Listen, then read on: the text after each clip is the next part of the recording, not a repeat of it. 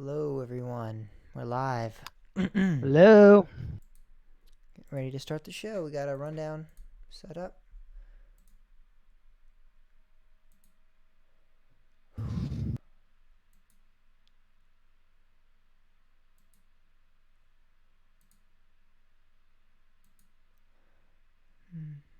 I don't know where I am on the square. You're good right where you are. You're pretty. I think I'm there. You're I there. think I'm there now. Yeah, right there. You're All good. right, I'm gonna stay right here. Is it gonna change? Is it gonna change whenever you change the form? No, it'll stay Okay. the same. Oh, righty. The Audacity.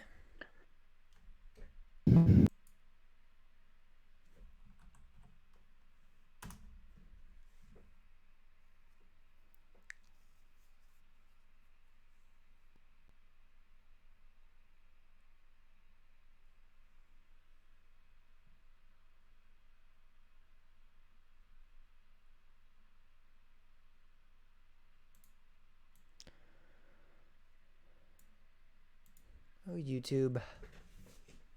It's already starting to set buffer, it says. Yep. It's trying to blame it Did you on me. for? What? I was trying to blame it on you. It's like, we're not receiving enough video to maintain a smooth stream. And it's like, well, Well, fix your server so you can receive enough. exactly.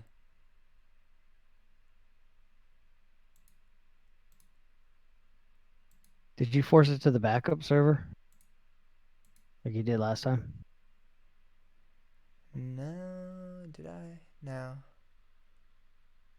Oh, it is on ultra low latency though, whatever that means. But that's just talking about resolution and stuff. Like it can't support 4K resolution, but we don't need 4K resolution. No, we don't.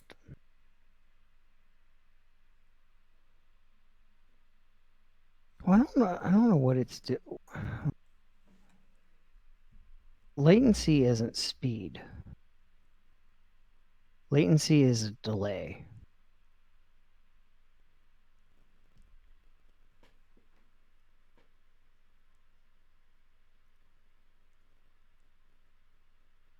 It might be working okay again. Maybe.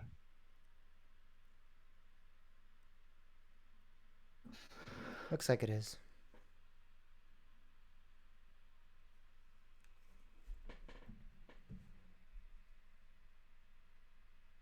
All right, so let's start testing. I'm going to test my audio first on here. Hello, I'm testing my audio for the podcast, episode number 71. It is April the 30th, 2020. It is 9:07 p.m. 9:08 p.m. now, and we are testing for the audio of the podcast. Let's see if I can through. Hello, I'm testing my audio for the podcast, episode number 71. Sounds all right.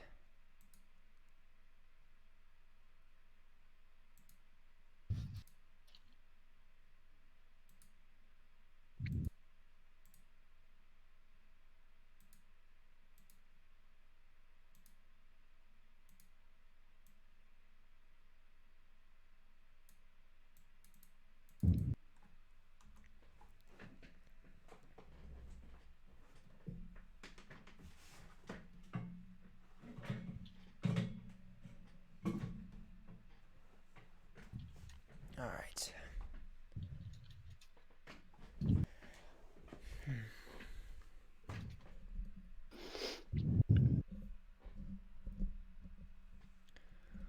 Everything sounds good. It looks like it does.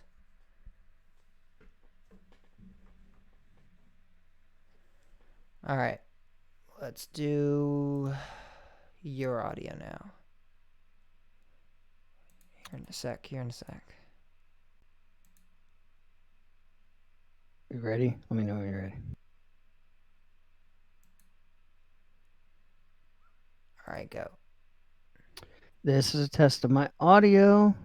This is a test. This is the weekly test of Bob's audio. Had this been something that I was angry about, I would start yelling like this. It's actually coming through pretty loud And this week. awesome.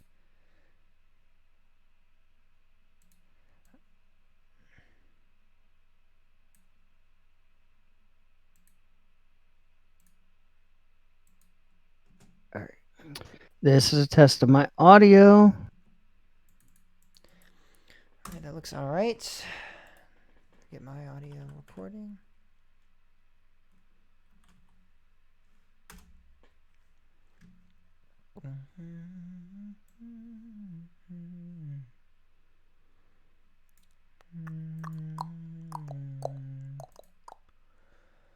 All right.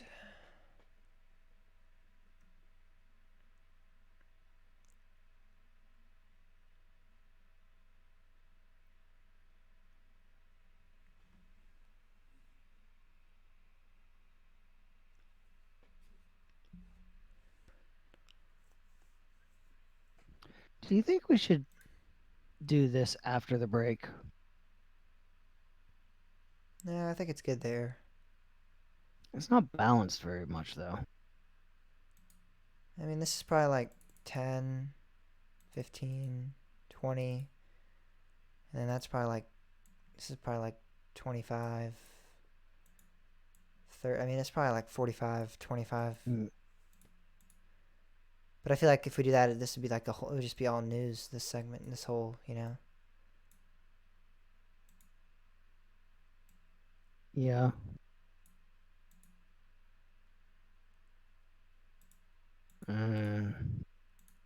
Sure.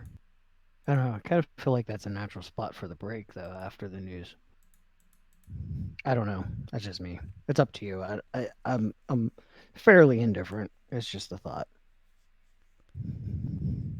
No, because we're gonna transition from the Dolly thing to the Dollywood too. Yeah. I think we're good. I keep falling behind live. What do you mean? YouTube. Like I look up and all of a sudden I'm like a minute, 2 minutes behind live.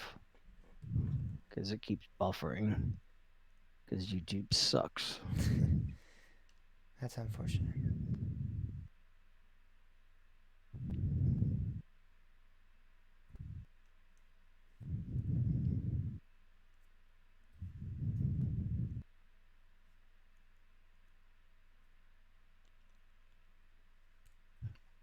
We'll get away from YouTube eventually.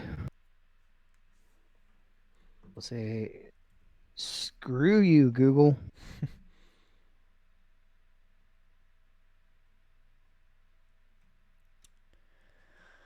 All right.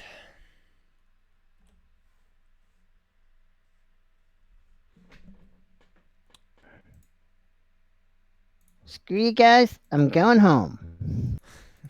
That was a pretty bad Cartman, I'm sure. Yeah.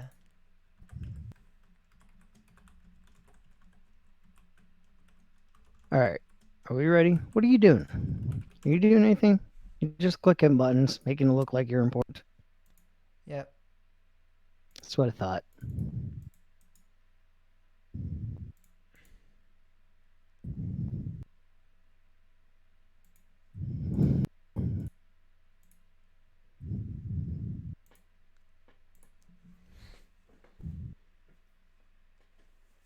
Do you feel important? I do. That's good. That's all that matters. Yes, as long as you feel important. All right. I'm just. Oh crap. How do you undo closing a tab again? What's the command for that? Control what? I don't know about Chrome.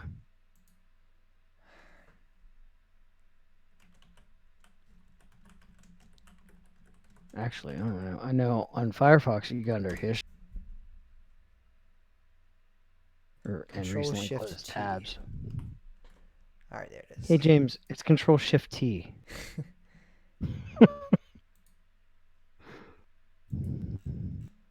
Thank you, Bob. All right. Tip of the tongue and the teeth. Tip of the tongue and the teeth. Oh, look. I'm a minute and 51 seconds behind again. Says we've been recording for an hour and a half on my end, so. What? Yeah. It says you've been recording for an hour and a half? It says the live video, it says 10 minutes out of an hour and 8. Oh, YouTube, what is wrong with you? All right.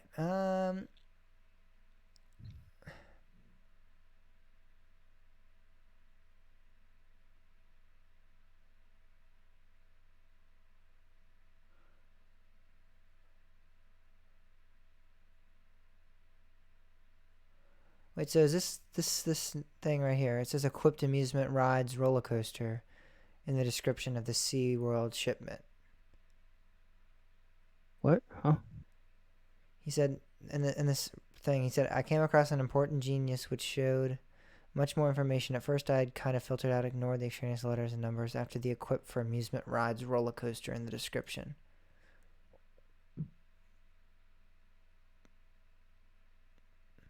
Yeah. Yeah, you found the letters after equipment for amusement rides roller coaster. SFA. Oh, this is for the Boiler Mouth Shipping Six Flags America to Orlando. I was thinking that this was a SeaWorld thing, and SeaWorld had gotten it said in the description of their shipment. Oh, wait, so it is. So then why is this not confirmed as a roller coaster then if it says it's equipment rides roller coaster? Well, because, I mean, that could be like parts for something else they have. True. Oh, yeah, that's obviously obvious. I'm Like, really tired. I'm not going to bed till 4 in the morning. B&M train for something else. Yeah, But the fact that it says SFA. They have 2 B&Ms too, so that makes sense. Yeah. I went to bed at 4 in the morning last night, so don't judge me, Bob. Oh, all right. I love how it goes from excellent connection to we're experiencing so much buffering we can't even render your video right now. What? I can't render it? Is that what you said? No, I said I love how it will go. Like right now, it says you're an excellent connection. Everything's running fantastically. No problems here. And then in 1 second, it'll be like, holy crap, we can't run it. It's gonna end. We can't look at it.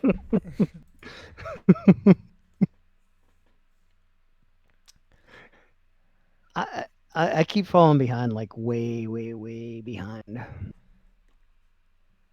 Did Pam find out how to use the chat yet? She was asking me if she knew it. No, apparently not, because she's not in chat. Yeah, I guess. I don't know. Does she watch it from her phone? Yes, that's what she said. She has like an iPhone 4, so it might be that. Might be the reason. Well, can you even chat from the phone app? Yes, you can. Oh, you can. I don't know. I don't use the YouTube app on my phone. I actually have it frozen blocked. It's not allowed to run. So every now and then I get messages saying YouTube crashed. I'm like, it can't crash. It's not running. It's not allowed to run.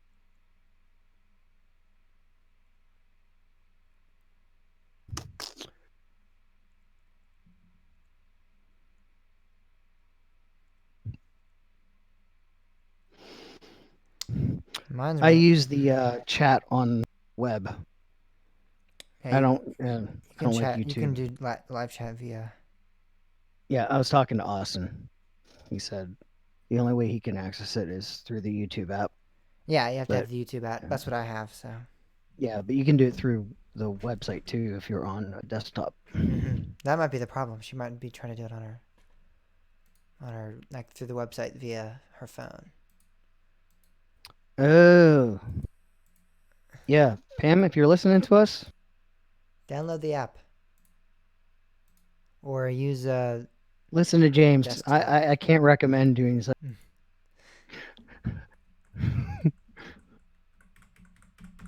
All right, you ready? I was born ready. No, I wasn't. Was born but I am ready. When you were born, they were like, this man will be on Coaster Talk podcast. Yeah. That this is did you see the destiny. did you see like I don't know if you saw any of the tech news yesterday, but it was all like Hulu's having trouble, Hulu's having trouble. I was like, good thing I don't work for them anymore. Or maybe I Maybe don't know. if I did work for them, I'd be making bank. If I I could did, fix it. they'd be calling me and like, I'll be there. Urgent rate. I'll be there to love and comfort you. All right, let's go. We really need to do an off-topic show. All right, 3.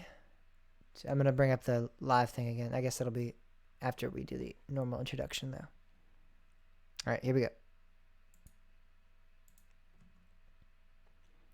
Hello, everybody, and welcome to Coaster Talk, your source for everything roller coasters. This is episode number 71 of the show. I'm James Barber. And I'm Bob Mertz. And it is May 3rd, 2020. And Bob, one thing everyone can do right now. Nope, not right now, because it's not Thursday night at 9 o'clock. Why? Why do I do this? Have we ever got through the introduction on the first? I think we have when I just jump right in, but when I try to do something dumb like this, it's never works. When I try to like make something up on the spot, never works now. Oh, guess what? I think YouTube's video. I think the live stream worked again. At least for me, it did. It says excellent connection on my end, so. Well, maybe it's just me. Guess what? Tomorrow my new access point will be here, so that should improve bandwidth into my computer. Yay. All right, you ready? Yep. Hey everybody, welcome to Coaster Talk, your source for everything roller coasters. It is May 3rd, 2020. This is episode number 71 of the show. I'm James Barber. And I'm Bob Mertz. And Bob, one thing that people do quite often, a lot of the audience listeners will actually go and watch us live at Coaster Talk Podcast YouTube channel, 9 o'clock on Thursday nights.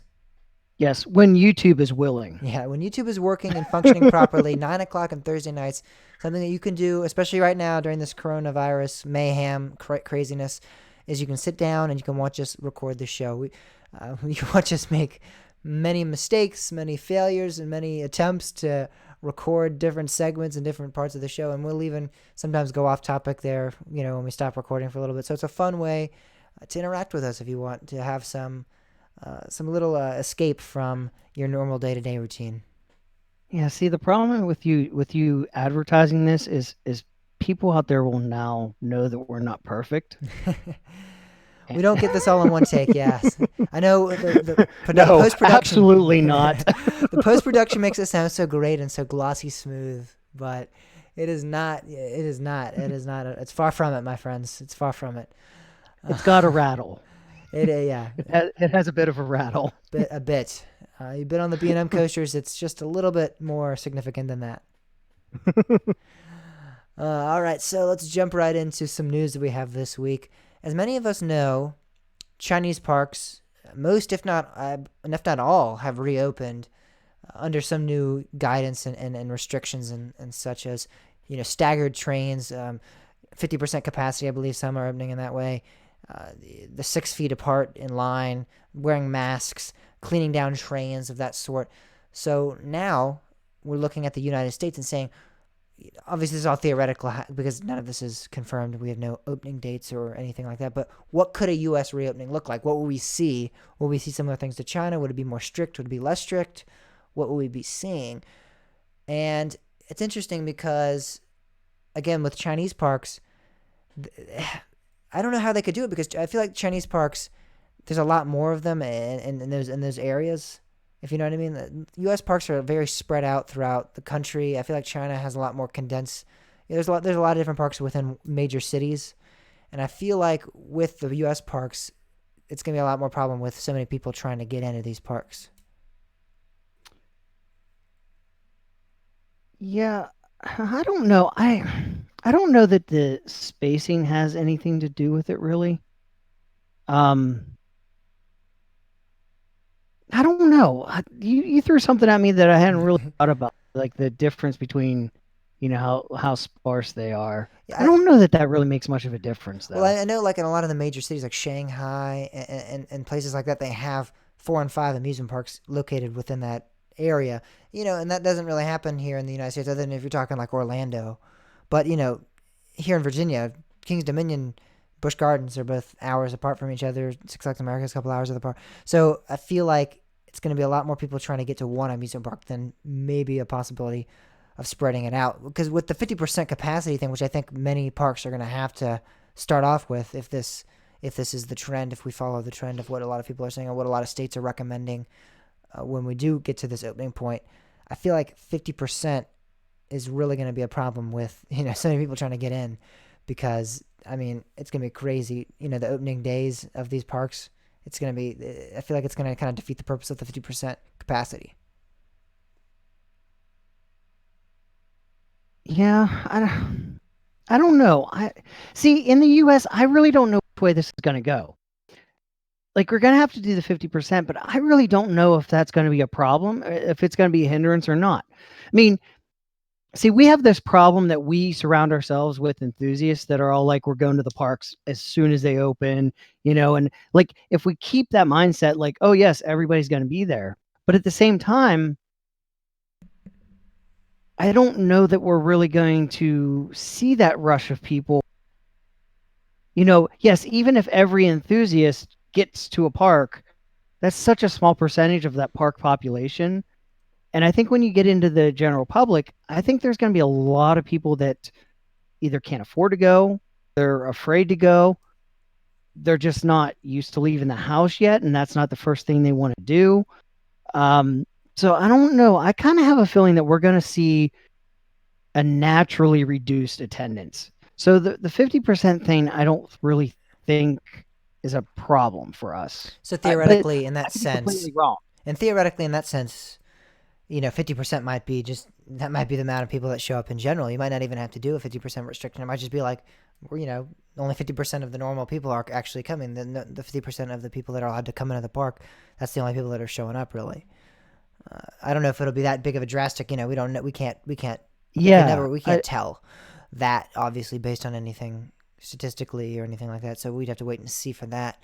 But it's interesting to see. I for one don't. I have a feeling that a lot of people are tired of being cooped up, and I definitely think there are going to be people that are going to I say, mean, "I'm not you're going definitely right anywhere." on that. Yeah, and I think there's going to be a significant amount of people that are going to go, "I'm not going anywhere. I'm staying in my house. I'm hiding." But I think it's not going to be that large of people, because a lot of those people in the first place, I have a feeling never really went to amusement parks ever. I feel like a lot of those people are going to be like the hardcore germaphobe people that don't really like going public spaces. I have a feeling more than the people that if you go to amusement parks normally, a lot of those people don't really care about that kind of stuff. They just want to go to the amusement park. They just want to ride the rides. They just want to go to the shows, see the food. I have a feeling that while there will be some reduction of how much people go, I don't know if it'll be, I don't know how much. I have a feeling. Yeah, I'm definitely more on I'm really thinking that, especially in the first month or two, there's going to be a drastic reduction in what we would see at the park. Because, I mean, yes, people want to get out of their house, but that doesn't mean that they're going to go to an amusement park. And that's the other thing, is you have to think of like where people's interests are, where there's like people that space things out, like throughout the summer, like we want to do these 10 things throughout the summer. Well, even though they go to an amusement park every summer, that may be like number 8 or 9 on the list. So the first thing they're going to do is whatever's higher on the list. Like, oh no, I want to go to the beach. I'm more of a beach person, so I want to go to the beach. Like everybody's going to be doing their interests more. And I think people may stay closer to home as well. Like, let's just go to a park. Maybe family entertainment centers might be a bigger deal. Recreation centers, things like that. I think that's more what people will be doing at first. Again, I mean, it's hard to say. It's It's hard to very, predict the very difficult. mentality. But I just Yeah. think, and like, you cannot underestimate the financial impact that this has on people and where people are going to be financially. And I mean, we've always seen this. Anytime the economy got tight, amusement parks hurt, because amusement parks are not cheap to go to. And we're not just talking tickets, like they cost money. Even if you have a season pass, There's a lot of money involved in going to an amusement park. And that may be even if somebody can afford it, they may not be willing to part with that money because we better hold on to this because, oh, wait, we might have another round of this coming in the fall and winter, which is what we're hearing now is like we may get another round of this coronavirus that comes back to us. So people may be wanting to save more to prepare. And I think it's more the financial aspect of things that's going to reduce our capacity naturally without the limit. I mean, they have to put the limits on there to make sure. But I think there's going to be a limited capacity to begin with. And yeah, again, this is all speculation, so no clue, there's no information that is leading us to believe any of this. I don't know. I know I 100% agree with what you're saying. I definitely think there is going to be a significant amount of people that are affected by this financially. I don't know if it's going to be a huge amount of people though. I know there 100% will be though. That's not a question in my mind. But I feel like there's a lot of season ticket holders, people that prepaid for their tickets that are going to be continuing to go when the parks reopen. Those people will. And I have a feeling that's a significant amount. Cedar Point's probably going to be the one park that's going to be packed because of the Gold Pass. Yeah, that may have been the best thing they did without realizing it because people that never had a season pass now have it in their hands. They want to use it. They're itching to use it. And I think that dynamic is the only thing interesting thrown into the mix. But that's just Cedar Point. And only time will tell. But the reason we bring this up is because Disney and Universal both have announced, or not really announced, but the reopening roadmap that they have kind of come up with is going to include a 50% capacity phase. That's going to be their first phase. And then this is kind of based on something that like Florida as a state has kind of been talking about and discussing and throwing around in the air. They'd have the first phase of 50% capacity, and then phase 2 would be 75% capacity, and so on and so forth. They would, increase in increments. I don't know if it would be 25% every time, or if go 50%, 75%, 85%. I don't know how they do that.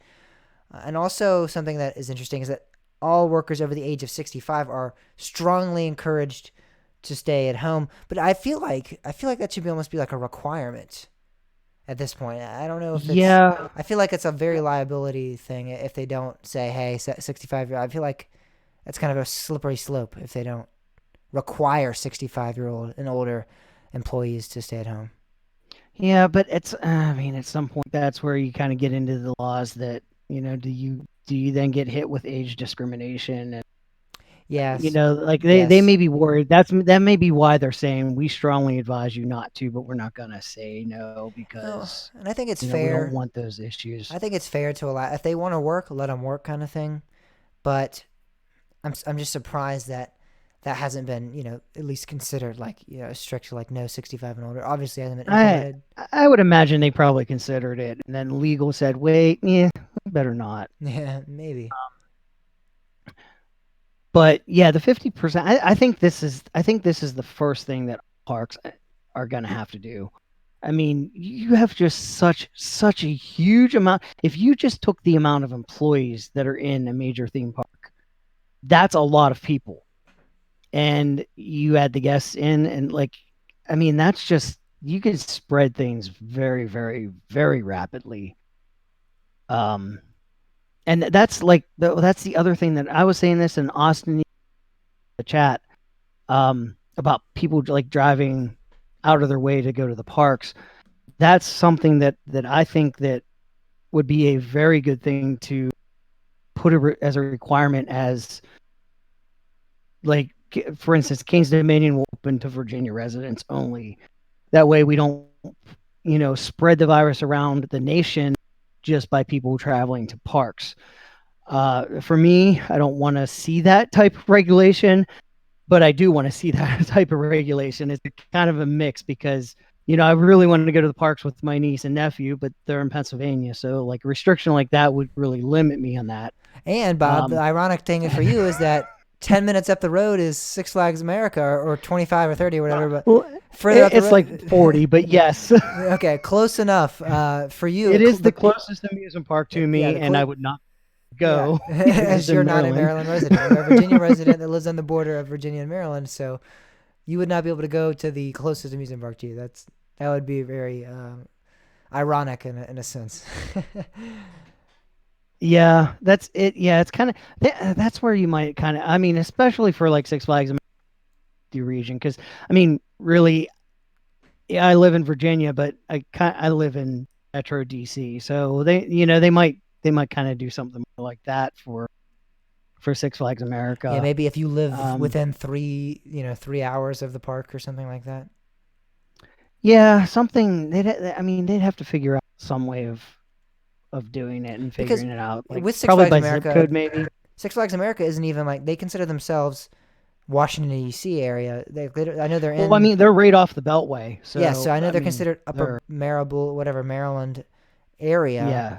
but on their listing they're also DC. So it's like, how do you list that exactly? It's like it's not in a state, really. It's kind of saying it's in this area of Well, no, it DC, is Maryland. legally in, Oh, I know it is. I know it is for sure. but But yeah, but it's like yeah, but it's a it's DC thing. but it's a DC thing, yes, and DC is both Virginia and Maryland. Kind of claim DC as their own. So it's how do you decipher who is allowed to come in? Is it just gonna be Maryland residents? Is it gonna be DC, Maryland, and Virginia? But then if you say Well, Virginia, certainly, yeah, Six Flags America wouldn't be able to do that. I mean, they'd have to say like Washington D.C. or because I mean even Pennsylvania, like there's a section of Pennsylvania that's pretty close yeah, I mean, to so how do you you do, know. and Six Flags Great Adventure? That's 10 minutes from New York City, but it's in New Jersey. Well, that's not going to open for a while. Yeah, Well, I guess it depends on how you look at it. I mean, I guess in a way, New York City's getting over it faster, so they'll have more people immune to it quicker. I guess you could. I mean, you could look at it that angle. yeah. I, So I don't know. I don't know. It's interesting. Pam actually brought up an interesting point with capacity about doing 50% of the average capacity and not the max capacity, which Yeah, that's actually a point because if you think about what the max capacity is, yeah, um, yeah, really, I mean, Cedar Point for the first time hit their max capacity. Well, as Clint pointed out, maybe they didn't, on but last for the week's show. first time they closed. um, they closed the causeway, but that was the first time in history that Cedar Point did that. So that's kind of that is actually a really good point And you're because looking at a lot of people with a maximum capacity, so half of oh that my god, is like still a half of that's significant a amount. massive amount of people. Yeah. But how do they determine the? Do you just take every day and average it, or because some days are slower than others? So I mean, how do you account for Yeah, I don't an know. average These are things growth? that like this is the other thing too. You can't really look at this as a nationwide thing. This is going to have to be a regional thing, and each region, each state is going to have to make decisions based on how it affects that part of the country. Mm-hmm. Because this virus is going to affect parts of the country in very, very different ways. I mean, New York City is obviously worse because of their population and how their population is stacked on top of each other. And you just, it spreads like wildfire. Some rural areas aren't going to have as big of an issue. But see, then you also introduce the fact of, well, what if everybody is going to the amusement parks and then people travel back to their neighborhoods and it's such an intricate thing. Um, Yeah. yeah, I don't know. It's I very. do think that the mask thing is going to be more. It's going to be awkward, but And are they going to require that? Are masks going to be well, required? That's that's a what good that's what they were question. saying here for the Disney and Universal thing. They were saying all employees would be required to wear face masks, but over in the China parks, I don't know if all of them, but at least some of them are requiring face masks to be worn, and they're doing the staggering Yeah, in on the China though, trains. masks are almost like they've been a part of their culture for years now. So I don't feel like that's as big of a Well, deal. yeah, the thing is, though, if you like, think about it, on a roller coaster, people are screaming. When you're screaming, there's aspiration. Those aerosol droplets coming out of your mouth are flying back and hitting the person behind you. I mean, it's just the way, like, whatever, if you're in the front seat, whoever's behind you is going to be in occupying that space very quickly. So that aerosol can spread very, very rapidly. And I think that that's going to be a really important part of containing this is just to contain that aerosol from coming out of people's mouths. I mean, you can't tell people not to scream. I mean, like that's not possible. That's telling people to defy human nature. Yeah. Right, exactly. You can't do that. Mm-hmm. So like I think that's where we're probably gonna have to see masks being worn. And I mean, and this is kind of one of those things that you kind of have to look at, like, if we want to ride roller coasters, this may be what we have to do. And I'll do it. I'm happy to do it. Yeah, I'll bring masks for all the people that forgot them at home, and I'll supply them out. But that's the thing. Are they going to require masks in a sense that if you don't show up at the park with a mask, are they going to turn you away? Are they going to provide masks? This is it's very complex. I mean, that's a logistics thing. Very But complex Austin problem. just said in the live chat he has already felt aspiration really bad. He felt it on Wild Thing at Valley Fair, and he said he was a little disgusted. And that was before there was this virus going around. So, I mean, it happens. It's and there's nothing you can really do about it. And that, like, that's where the masks are going to be. They're going to play an important part in this. Yes, and something else that's come up similar to this topic and going along with this topic is in terms of ride queues and park entrances. So Disney and Universal and also the SeaWorld parks, I know of, a lot of them use these digital fingerprint scanners to allow people into their parks. So you scan your fingerprint and then you walk in. Busch Gardens Williamsburg actually just didn't they just discontinued that this year, and now you just scan your pass. But before, you used to actually put your fingerprint on there, and I believe Disney and Universal still do the digital fingerprint scanner. So a lot of people are talking about Disney would actually have to remove that because of obviously how much you can transfer disease through that. So that's a lot of people are saying, how will Disney cope with that problem, and Universal with the fingerprint scanners? And then also the ride queue systems. A lot of people are saying that, we were seeing a lot of virtual line systems already happening. I know Six Flags does their Fast Pass through their virtual line system. Disney was doing their Fast Pass through that. So some people are saying that this almost forces parks to go in this new direction of technology and do this new line queue system so that people don't have to wait in lines with other people near them. So this could really change the theme park industry in that sense forever. Yeah, the biometrics thing, I'll tell you, I mean, I work in data centers and I've been doing it through this crisis as an essential employee. And it is the number one concern in my head. Everybody that's going into that data center is touching these biometric readers. Yeah. Most have hand geometry readers, but everybody's putting their hands on it. Mm-hmm. Some data centers have completely turned those scanners off, and they're using, like ID verification by the guards or RFID or other types of verification. Others have no choice. It's their sole verification. So they're kind of stuck.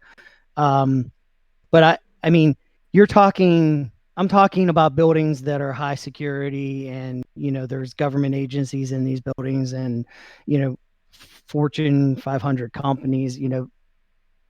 A theme park is a very different thing. And I think that'll be one of the first things is anything that's biometric, fingerprint or whatever, that's going to have to be turned off. I just can't see. I mean, even when you go to, I go to Wegmans, which is a grocery store here. Yep. I know it's not a nationwide chain, so, but they have turned off most transactions. You don't need a signature right now. You don't need to touch the touchpad for almost anything. You just put that, like, they've bypassed all of that. So even like grocery stores and stuff are doing that. And I can certainly see them turning all of those things off. Interesting thing Pam brought up in the chat again. She said that they could sell the masks in the parks, which would be kind of interesting. So you could get your movable locker, and now your $10 or $20 both required to ride rides. People would buy them, I'm sure. But yeah, I'm sure. back to what I was saying, like, the biometrics, I think they'll have to turn. But I do agree with you on the queuing. I think we may actually see a rush to the virtual queue technology. Um, I think it makes sense. And this is kind of the thing, I've always wondered how virtual queues would work in a really packed park. Because, Yeah. if you have 1,000 people in a virtual queue, they're still roaming around the park. Mm-hmm. So I think that's why I've always kind of thought virtual queues really won't work as like a park wide thing. However, in this scenario where we're looking at reduced capacity, this may well be a scenario where it does work. And I don't know, people may respect it more and say like, okay, we need to wait until it's our turn. Um, I think my biggest concern with all of this is in recent years, park security is extremely lax. Any park you go to, you see line jumping a lot, and you see very little action. I've seen people with phones on coasters and little action taken. This is something that is deadly serious. And Mm-hmm. that's what I don't know. That's what my number one thought is: how are parks going to enforce this? Yeah, and that's what I'm saying with the masks. I mean, And are they going to enforce it? And like, I mean, this is something that is literally like, if the requirement is you have to have a mask on, literally security has to throw you out yeah, and if if you you show do up to not. the I park mean, without a mask, you get turned away. yes. That's the And kind of this thing. isn't one of those like, oh, they line jump. No, this is something that they are going to absolutely have to enforce. And seeing like all this lackadaisical enforcement of all of their roles kind of has me wondering like, how are they going to do this? And then, like, are they going to have enough security staff to do this? Because there are people that just don't care. I mean, I've gone shopping and holy crap, there are people that are uncomfortable in a way that if there wasn't a pandemic, I'd be upset. you know, there's definitely going to be people at the parks that are like, okay, I made it through security. I'm going to take my mask off, or I don't care about 6 feet away. I don't care about social distancing. I don't care about any of this. Well, everybody else does. Mm-hmm. So, the park has to be aware of that, and they have to take action. They have to. Possibly, train the staff to be able to confront these type of people. It can't just be like a hey, please stop or whatever. This has to be serious. This isn't again like you said. This isn't line jumping. This isn't cursing. This isn't anything minor like that. This is life and death kind of things that it should be taken seriously. So if someone is taking off their mask and is walking up to someone, and they're not staying the 6 feet apart, and they're not socially distancing, and they're not taking it seriously, then that's it for them. This isn't a thing where Yeah. you're like, this is your first warning. You get three more. This isn't that kind of thing. This is a hey, get out of the park. We can't have you here if you're not going to obey the laws that are in Yeah. place and are not even the laws, the rules that are in place that we have set aside for people, to protect people. Because I mean, if you don't want to protect people, then you don't belong here. You don't need to be here. Right, exactly. And that's the thing. Like, if you're going to go to, and I don't care what the rules are, if you're going to go to a park and there are no rules, please, for the love of God, respect this anyway, because there are people that really, they want to have a good time and they're going to be upset, and rightfully so, they will be upset. You don't know what people's situation is. And, we just really have to be respectful, and I think that we're going to, I kind of think getting to the point, we're seeing some discussions about how parks are going to open and what they're going to do. And I think this is a good sign that we're moving in that direction. So I think that I think we have at least another month, but I'm a little more optimistic about parks opening midsummer or this season than I Mhm. was maybe a week ago. A week ago, a week or two ago, I was starting to really think, I don't know, we may not even have this season. Yeah, 2020 might be I'm, eradicated yeah. completely. And it may, I mean, it may still be, but right now I'm getting a little more optimistic that it will, I don't think it's going to happen in May, at least not in most parts of the U.S.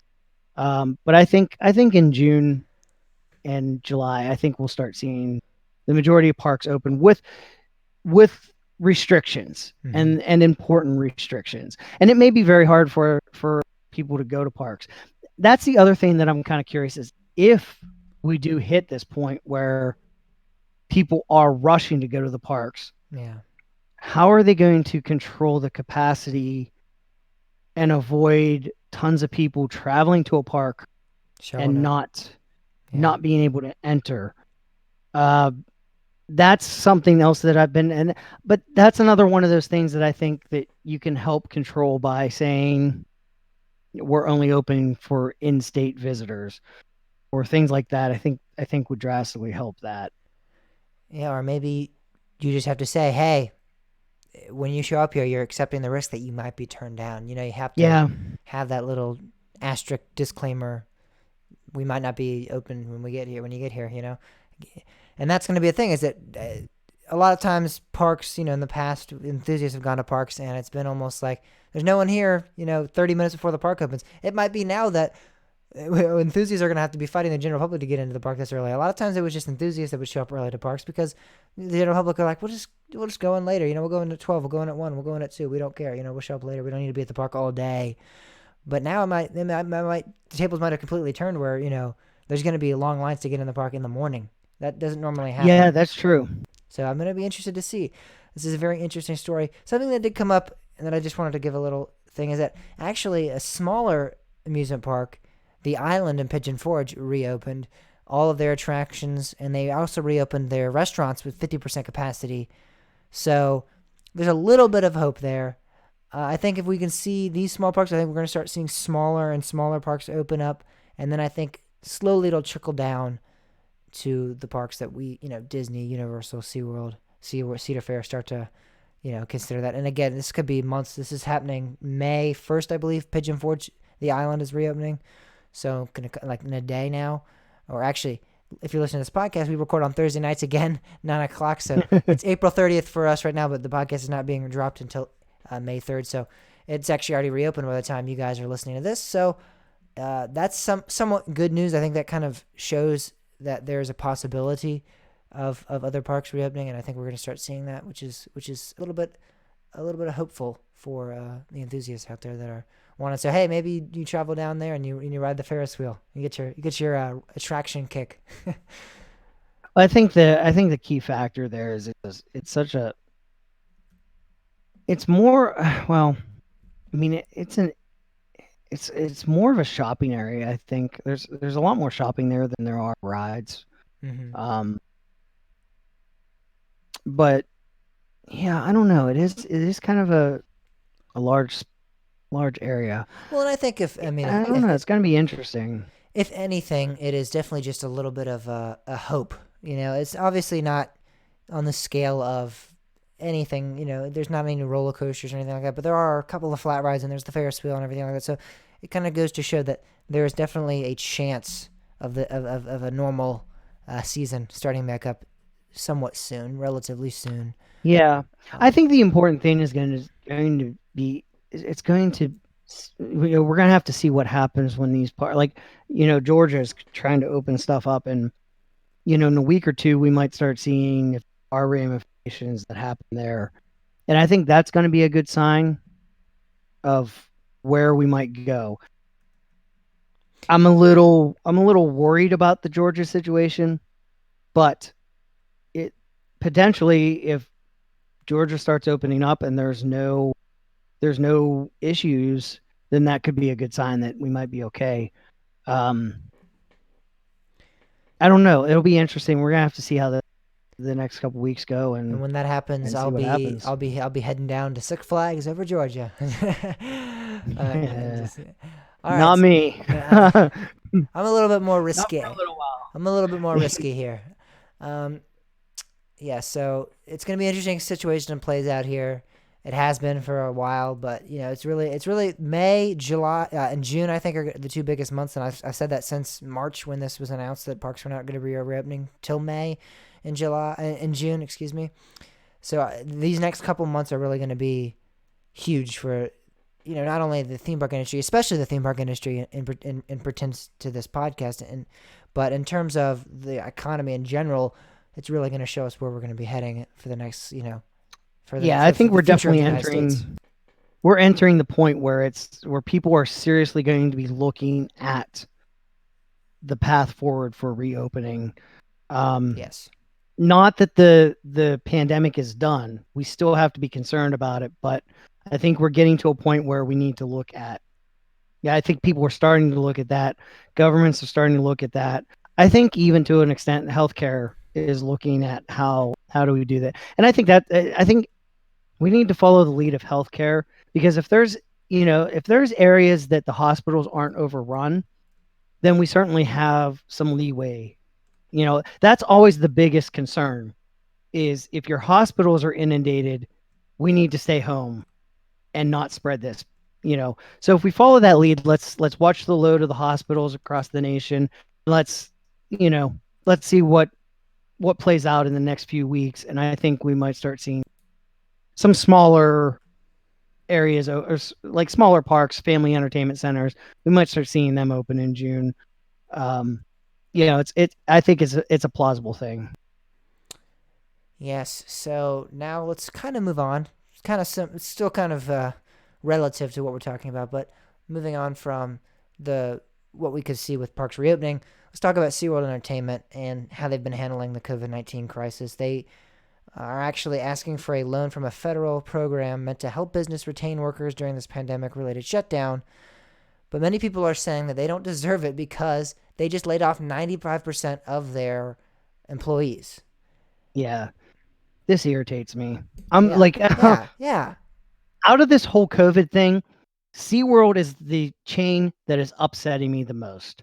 They just don't care. They really seem like they don't care. Mm-hmm. And it's really frustrating. I mean, if they made an effort to, the fact that not only did they furlough their employees, but they said they only gave them a couple days notice, a few days notice. And on top of that, they said, "Oh, by the way, we're done paying for your benefits too. So if you want to keep your benefits, you have to keep paying." So they basically said, "The hell with all of you. You're done. Oh, and by the way, hey, federal government, can you give us a loan so we can keep our employees?" Like, wait, no, you're that's not what this is for. You Yeah. already got rid of your You don't employees. have any This employees. isn't right. This isn't for you to support the $7 billion that you gave, or $7 million that you gave in stock options to your executives. I mean, what are you doing? This is just frustrating me. And I understand that parks have costs, especially parks that have animals. I get that. But trying to abuse a federal program that's designed to help companies keep their employees safe and keep their employees going, and helping their employees. I mean, other parks are like trying their best, and SeaWorld is just like, whatever. It doesn't matter. Like, this is just irritating. It's getting under my skin. It really, really is. I wish they were better behaved about this. I I just I'm kind of just appalled. I can't believe, for all the great things that they're doing in their parks, this is just atrocious to what they're doing to their employees and how they're trying to abuse the system. And like, this is just irritating me to no end. And it says in this article that we are using as a source you have to qualify for a loan between $1 million and $25 million.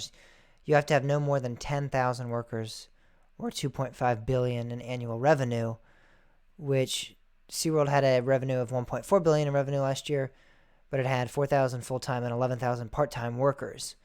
So this is supposed to be for medium-sized businesses, I believe. I don't really know if I would say they're a medium-sized business, especially I know they're trying to kind of, like you said, cheat the system a little bit here, and Yeah. they laid off 95% of their workforce, and now they do have no more than 10,000 workers, but I don't know. It's just like you Well, said, it's and just like that's the thing. It's it's like, frustrating. no, you're the size of your business. Like you're, oh, you should be helping the 95%. Like the whole point of this is to try to help your employees maintain some Stability. semblance of life. Mm-hmm. And you can't just say, yeah, we furloughed 95%. So now we're a small bit. No, you're not a small business. Like that's absolute bull. Yes. I mean, you know what? I would support them trying to do more if they actually did more to help their employees. Even if they said, you know what, we have to furlough you. We're going to keep your benefits for a while as long as we can. Or hell, just give them a couple weeks notice. Yeah, because Don't just say, hey, 3 days from now, you're done and you're losing your benefits. Disney World And then, paid 43,000 workers for more than a month before right. letting them go. And that's the thing. That's a business that tried. Yeah. And then they hit the point that, okay, we're stuck. We really need to do something. But they tried. They put an effort forward. SeaWorld really didn't. Yeah, but even for a month, that's and then they gave time for notice for the employees, like, Right. hey guys, we're gonna be letting you go. We tried for a month here. Hopefully, the money we gave you, you're saving and everything like that, and that way you can find another job soon. Hopefully, and it's more like, yeah, like you said, it's not just like, hey, in 3 days you're done. You're gone. Right. Exactly. And like I think that's the most infuriating part about it is just the like no notice at all. Like it's like 2 or 3 days and that's it. You're done. It's I over. mean, you could have like looked at this and assessed this situation a little bit better. If you really had to let them go before April and you really are a decent business, you should have known that you were going to have to let them go for April and let them know weeks in advance.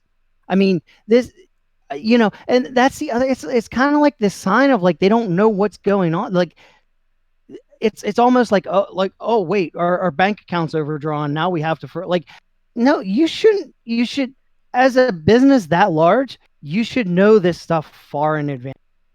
And they're not. Either they don't know what's going on or they don't care. They don't care who it's affecting. And it's just it's getting irritating. And they're sure taking, my monthly payment every month. They take my payment for my pass that I can't use. I mean, that money's got to be going somewhere, right? Yeah. I just, can you tell I'm upset? Yeah, a little bit. Let's try to shed some positive light on SeaWorld a little bit here. Let's change the subject. I'm too worked up. Yeah, we're a little too worked up here. I completely understand. It's understood. But let's talk about some good news, semi good news, hopefully. Shipping details we have gotten are most likely look to point towards the Surfrider coaster coming to SeaWorld Orlando as being confirmed. We've been talking. It's been kind of a rumor flying around for a while, but now we have actual shipment details that we can pretty much almost confirm it's something big, something large coming to SeaWorld Orlando. So they basically, every B&M coaster has this abbreviation or this code, and they use these to identify their coasters. It's a 2-character abbreviation of the coaster followed by a single incremental letter to represent the project number. And there's an example here. Oblivion was the first dive machine, and its code was DMA, so Dive Machine A. Kumba was the first sitting coaster, and it was SCA, so Sitting Coaster A. So that's kind of how this system works. And what we have now is that there's a shipment details that list SeaWorld Orlando with SFA, which a lot of people are thinking stands for Surfrider A, the first Surfrider coaster coming to SeaWorld Orlando. Also, the shipment details talked about the weight of the shipment and the number of pieces that were inside of this shipment contained 14 pieces, and it was a weight of 605 pounds. So a large shipment there, no doubt. It's a lot of something. It's a lot of something, yeah. Yeah, this is kind of interesting. Can we take for a second and just appreciate the fact that B&M's first coaster wasn't a sit-down coaster? I just love the fact that you could not sit on B&M's first coaster. Yeah. The fact that, hey, we have a new model. You can sit down on this model. I just find that I love it. I just love that little fact. Yeah. Yeah, really seriously, if this all, you know, I mean, what else could SFA be? I mean, this has been the code that we've been finding on coasters, on every B&M coaster. Yeah. It's always, the model type, 2 digits, dash, and a sequential alphabet letter for what number. And what else can SF be? I mean, for even if it's not Surf Rider, it's something we haven't. Yeah. But I mean, we know that they filed a patent for Surf Rider, and SF kind of fits that. So, I mean, I can't see this being anything else. It's just the thing that's interesting to me is that they're sending, like, they sent a shipment to Claremont and to SeaWorld at the same time before any track has shown up that we're aware of. Mm-hmm. It just seems that seems out of sequence from a normal scenario. So it makes me curious what that is. I know, the thought is, well, that's the trains. I don't know. Maybe I guess it's possible, since it's a new model. Maybe they produced the trains first, and since they were all produced, they sent one to Claremont so they could test it with the track fabrication. And then since they had them all, they said, well, let's just send the other one so they're there. I don't know. That's the only way I can logically fit that in. I mean, it's not the normal order of events that the trains show up before the track, unless you're West Coast racers, but that's a whole that's a whole different thing. That's for a different reason. What I've heard is that they could easily be doing this for early maintenance, so the staff could get ahead, start familiarizing themselves with how the trains work. It's definitely that could be too. Definitely really early for that, but stranger things have occurred and have taken place before. Like you said with West Coast racers. I mean, there's definitely some weird things that have happened in the industry. So I wouldn't put it past them, especially if this is a brand new concept with a Surf Rider, which honestly, it's all speculation, no evidence whatsoever. But I have a feeling, and I don't know. I just have a feeling that this is easily going to be either. I think you're going to have a new version of a stand up. But I think it's going to be something with there's sit down, stand up, like a hybrid between the two. Maybe you have a sit down in the middle, like the two sit down seats in the middle, and then like stand ups on the side. I don't know. I have a feeling it's going to be something of that sort. No, I don't think that. I really don't think that. I don't know. I think that'd be really awesome if it was. Because I don't know. I think the thing I don't think we're going to see, if there's. My thinking is, if there's any type of a stand that's going to happen again, I think we're going to have to see a new restraint system, because new seating system as well. Those bicycle seats are right. atrocious. Well, yeah, that's what I mean. But so the thing is if you're developing a new one, why are you going to put sit down seats on it? I think it's just going to be a new. I think there's two things. One, I think it could be a type of a stand-up, a new something totally new, a new way of restraining you. I don't know how. Like, my imagination is just on this. I can't think of any way to really restrain you while standing up. Yeah. But then again, I'm sure I mean, before the first stand-up happened, I'm sure they didn't know how they would do it. There's a reason these guys are professional roller coaster engineers and we're not. Well, Togo came up with the idea. B&M just changed it a little. Yeah. But the other thing is too that I haven't heard anybody think about this angle of it. What if this is some type of a water coaster? Yeah, I mean, Nobody's thought of that. I mean, water coasters are kind of becoming a thing. Mhm. You know, you see the Mac Power Splash showing up a lot. You know, it's kind of like one of those things that's kind of like people were toying with. Why not B&M? Why? I mean, maybe a water stand-up.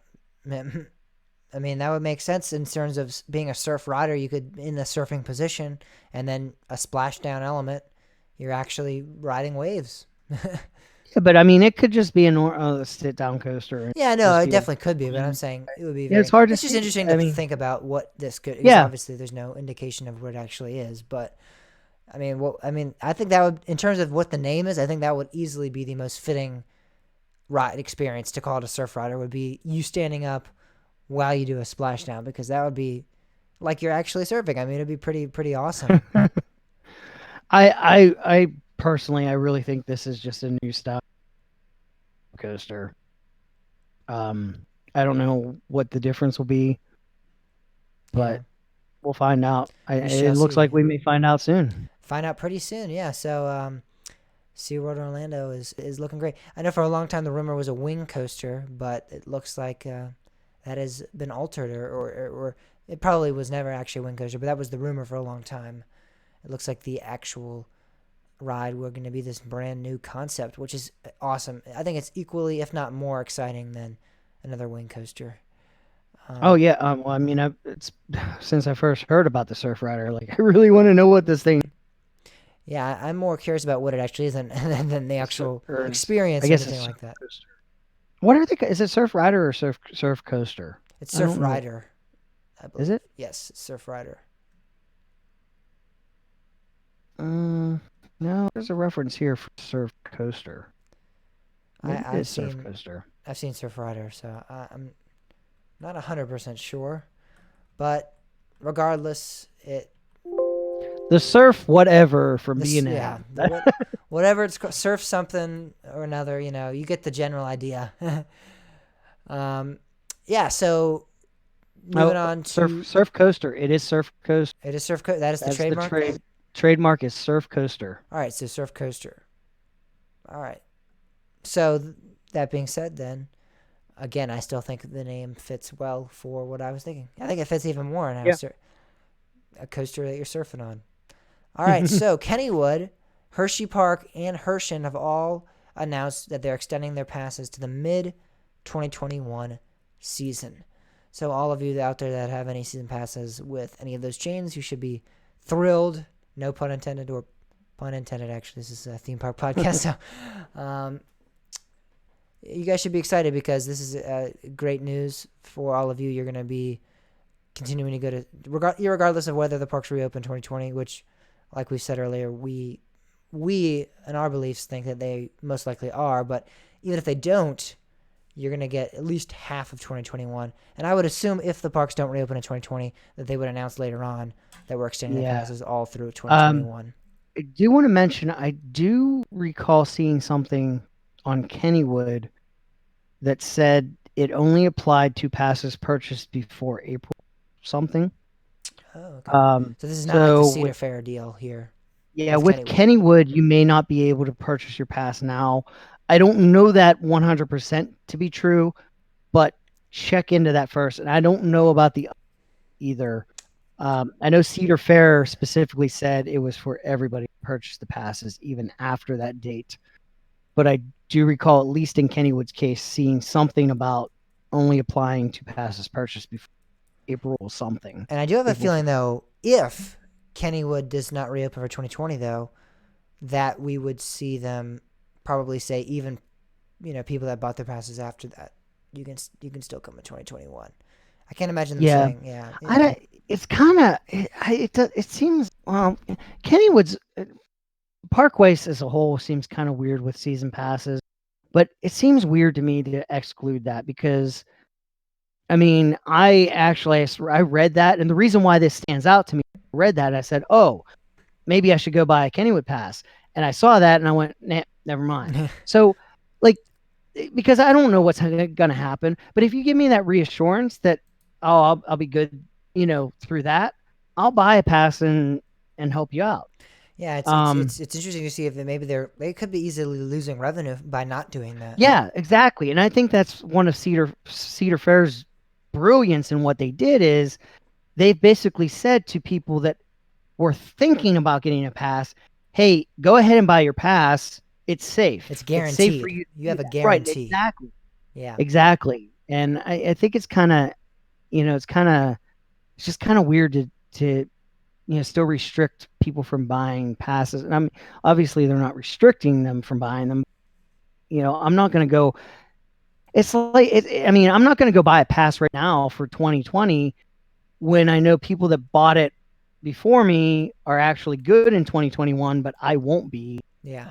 It's just kind of like like I don't know. It's not, to me, it's not safe to buy that pass right now. Yes. But and should definitely check it out. with Dollywood, it says that you can buy it irregardless. You can continue to buy it through this You time can still buy it. forward. Yeah. That's the smart thing to do, because you need income as well. So why why not extend it to everybody that buys them? And based on the update that they said that they're hoping to open around June 1st, 2021, and that is why this is extended to June 1st of 2021. So hopefully, Yeah. That again, that's just their, we hope to open in 2021, June 1st, 2020. But if not, we're going to go and extend your pass through June 2021. So that being said, that's probably the target opening date for their reopening. That way that they can extend their pass to that, and then that'll be it. Yeah, and I think that's definitely fair. Yeah, That's more than fair. Mm-hmm. It still makes sure you get a whole year. Unlike SeaWorld, that's like extending, oh, we're going to add as many months as we're closed. So for me, and me, that's great. My pass is extended into the months that you're closed. Excellent. Yeah, you might just have to fly down to Florida in order to utilize this. Yeah, which it's just, yeah, it's frustrating. I like the parks that are getting out in front and they're saying, communicating with their guests. They're being very, very forward.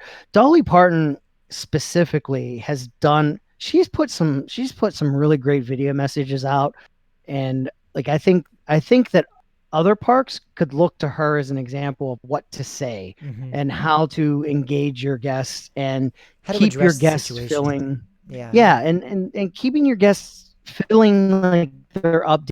And not to mention all of the effort that Dolly Parton herself has been putting into the coronavirus pandemic.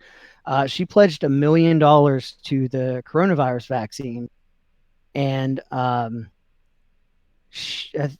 was the drug maker AstraZeneca actually signed a deal with Vanderbilt University, and Dolly actually has a friend that works at Vanderbilt, but she has funded this research that's been going on about they're basically researching the antibodies that are produced in somebody that has had the virus, and they're isolating those antibodies to actually create them or a synthetic version of them to create a cure or a vaccine. But I just love that this project says Vanderbilt's work has been funded by the Department of Defense, the National Institutes of Health, and Dolly Parton. It's fantastic. It's awesome. I love that she's involved in that, and I think she's a great person, and I love how she's into her parks as well. How she really makes her guests at her parks feel like like they're part of something. It's really great. Yep. And speaking of Dolly Parton and Dollywood as a park, we're going to be talking about that when we come back from this quick little break we're going to take. We're going to be doing a park overview of Dollywood, talking about the park history and talking about our park experience there right after this. Yeah, that went a lot longer than I thought, so I figured we'd Yeah. leave that down. So, did you notice that you haven't changed the live stream screen? Nope, but now that you say that, it makes sense. Did we just did that all without taking a break, didn't we? We did, Bob. We did. That's impressive. Uh, on that note, I'm gonna go run to the restroom. All right, we'll take a quick little intermission. I'll be right back, too. I need to go to the bathroom, too, so I might as well just do this.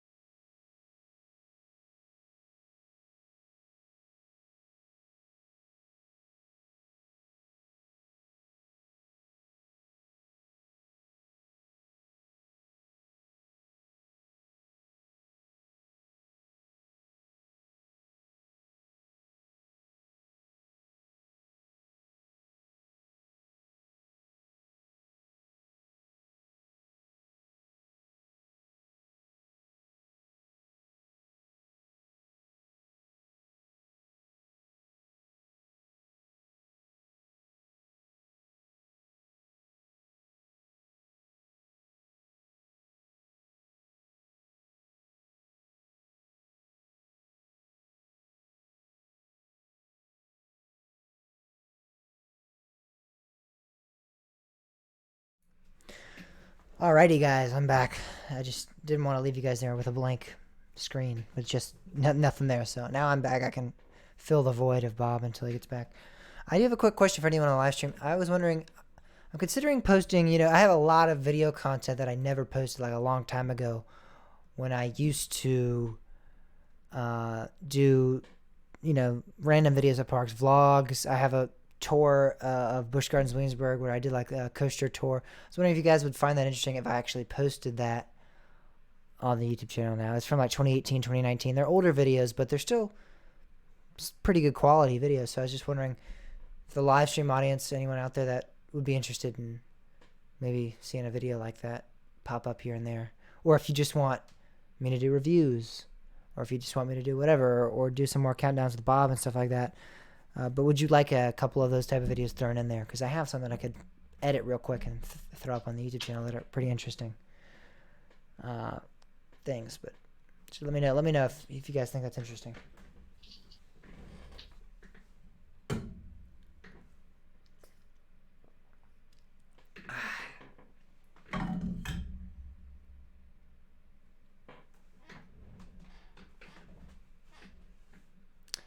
They've actually undergone 4 name changes, believe it or not. Dollywood. They were originally Rebel Railroad, then they were Gold Rush Junction, then they were Silver Dollar City.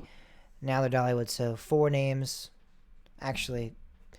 Which it's crazy how many names they've been through. It's very interesting. My audio still sound good? Yep. Okay. You're kind of sitting up on the thing though, on the square. There you go. There you are.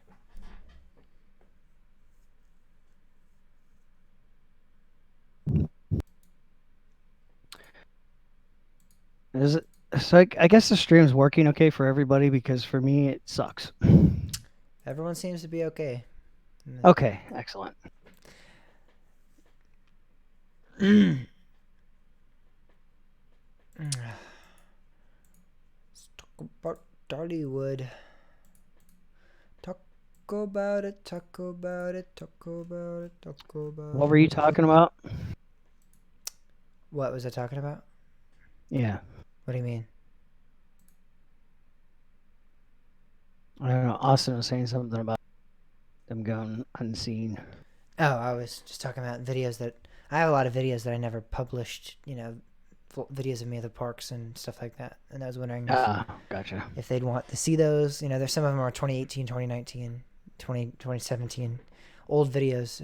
If I should edit them and throw them up on the channel, if they find that interesting.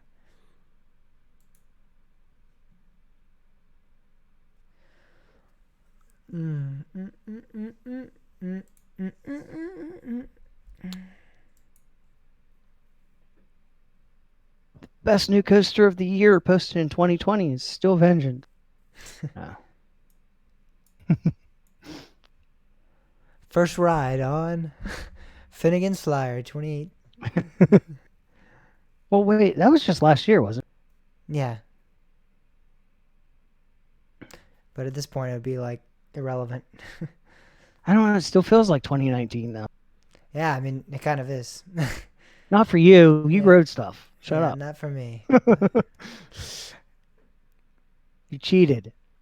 I was smart. I read the writing on the wall, and I took advantage of what I had, and I was like, I mean, I really am like pretty. I don't know how I pulled that off. Now that it's so crazy to think when I was doing that. I mean, people were just starting to like. I mean, there was like few people wearing masks at the airport and stuff like that. It's just crazy how much like a month did. Went from a month. When was it you went there? I went in late February. Like Yeah. early March, late February. I really didn't even I wasn't even thinking of it then. It wasn't really until a week before everything shut down that I was really, oh, something might happen here. When they said the NBA is going to shut down, I'm like, oh, snap. We might be serious. All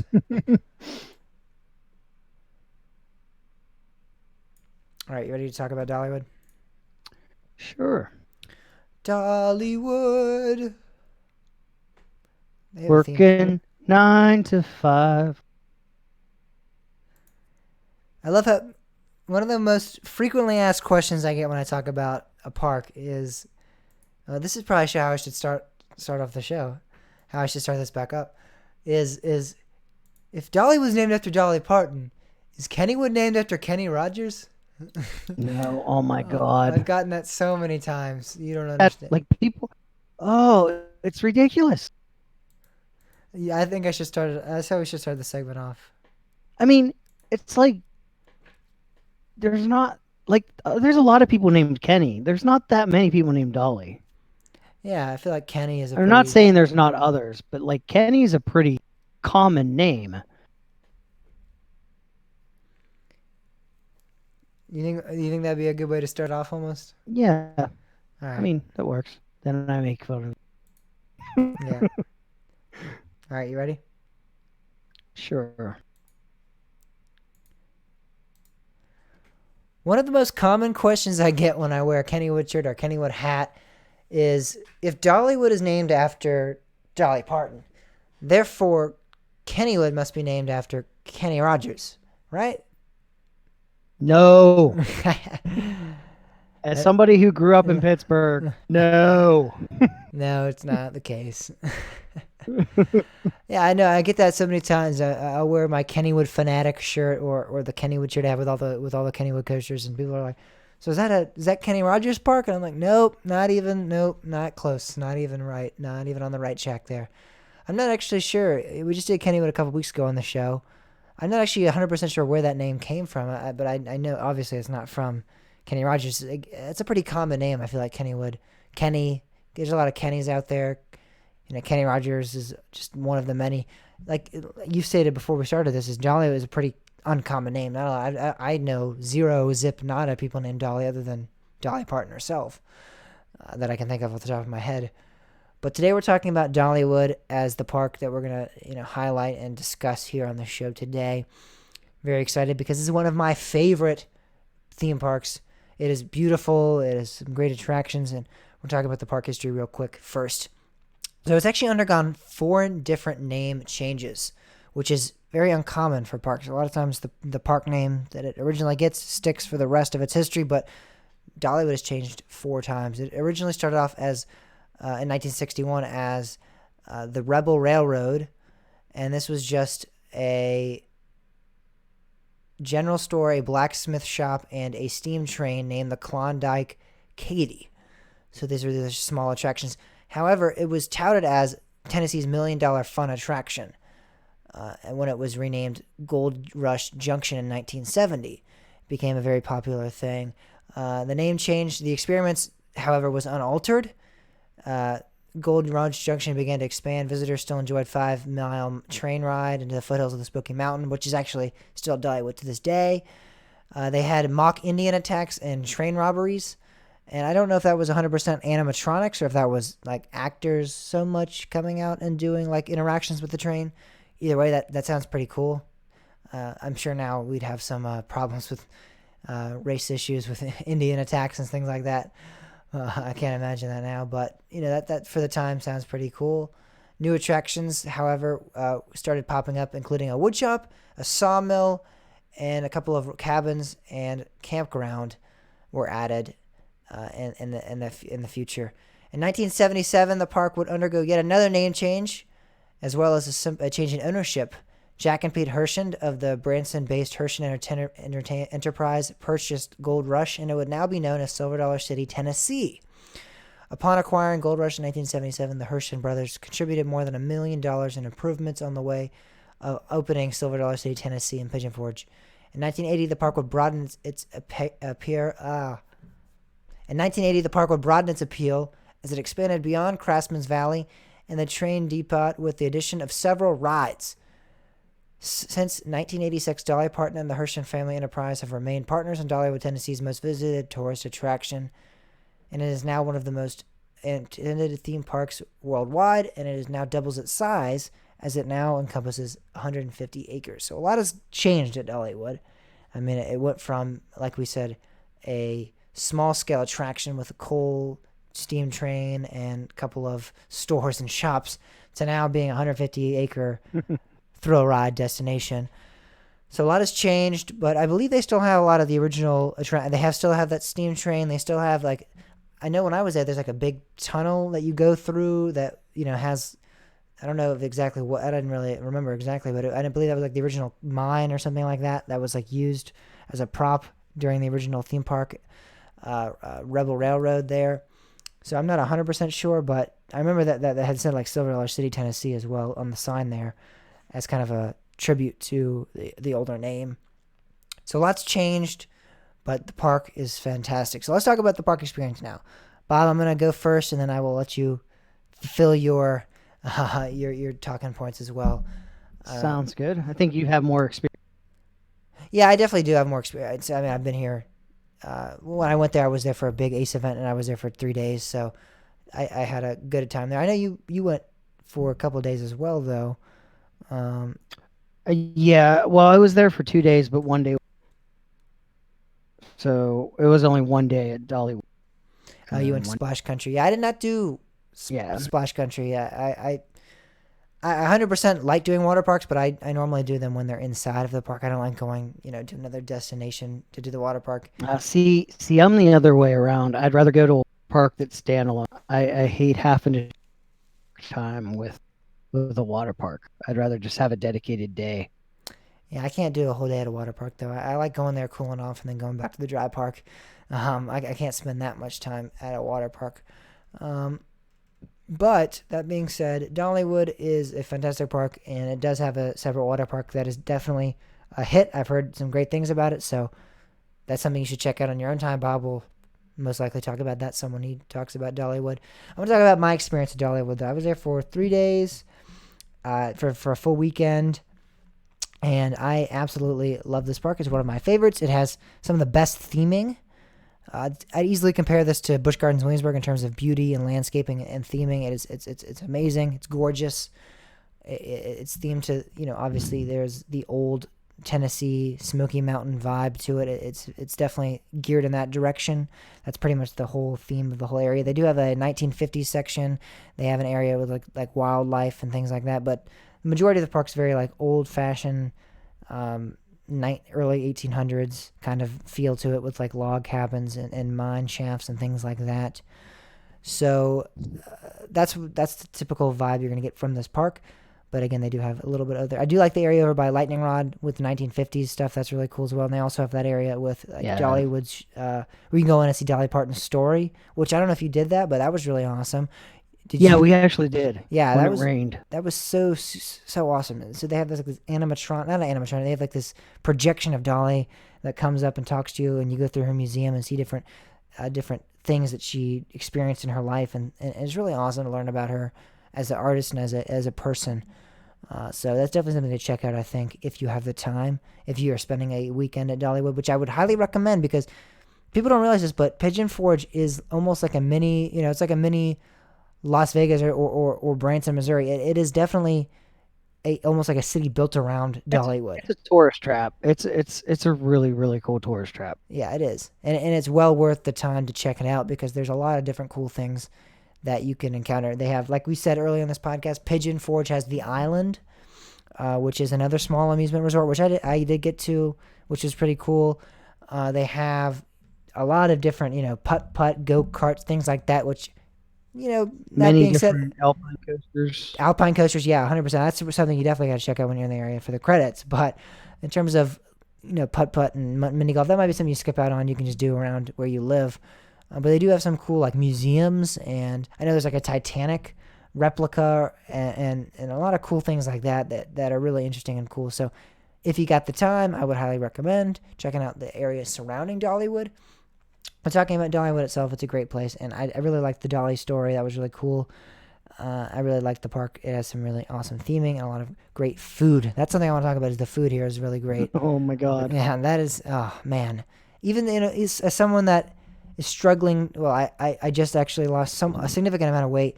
I cannot wait to get my hands on another piece of that cinnamon bread. I cannot wait. Oh my god. I'm drooling want over some. thinking about it. It's so great. I remember it was so gooey and so magnificent and so mouth-watering. It was so scrumptious. I loved it. It was fantastic. So the food selection there is great. You also have other great food selections. They have a lot of great restaurants there. You're gonna have a lot of typical theme park food, but they also have some cool different options. Dollywood really does remind me of almost like a southern themed, just a Busch Gardens park. It really is. It really reminds me of that in that aspect of theming, great food, great shows. They have some really cool shows there.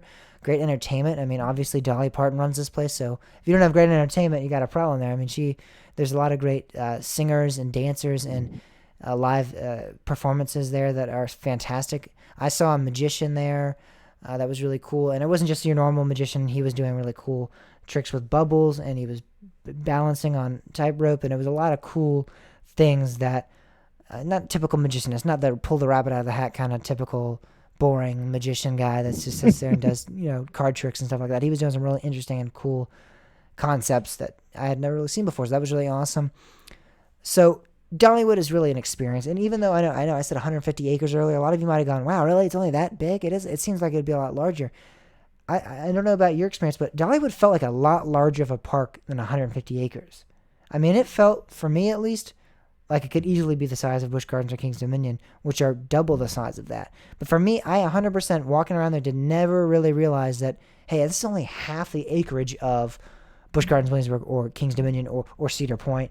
It is half of the acreage of those major parks. But going there, it really does not feel like it, at least in my opinion.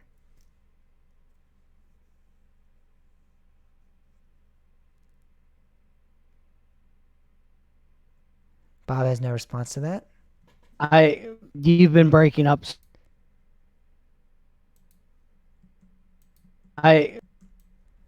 What'd you say? What? Yeah, exactly. I can hear you fine now. You can't. I like you've been cutting in and out. They're also saying that my screen's black on the live stream. Shouldn't be.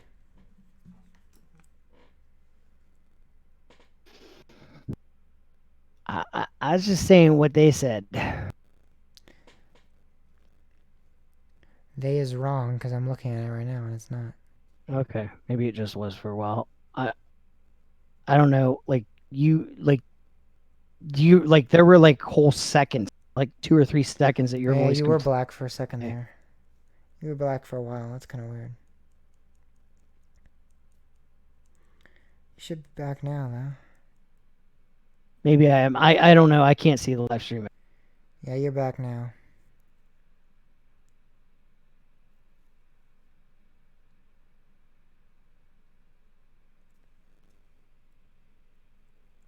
It seems to have cleared up now. Like you seem to be okay now. Yeah, we can retry that.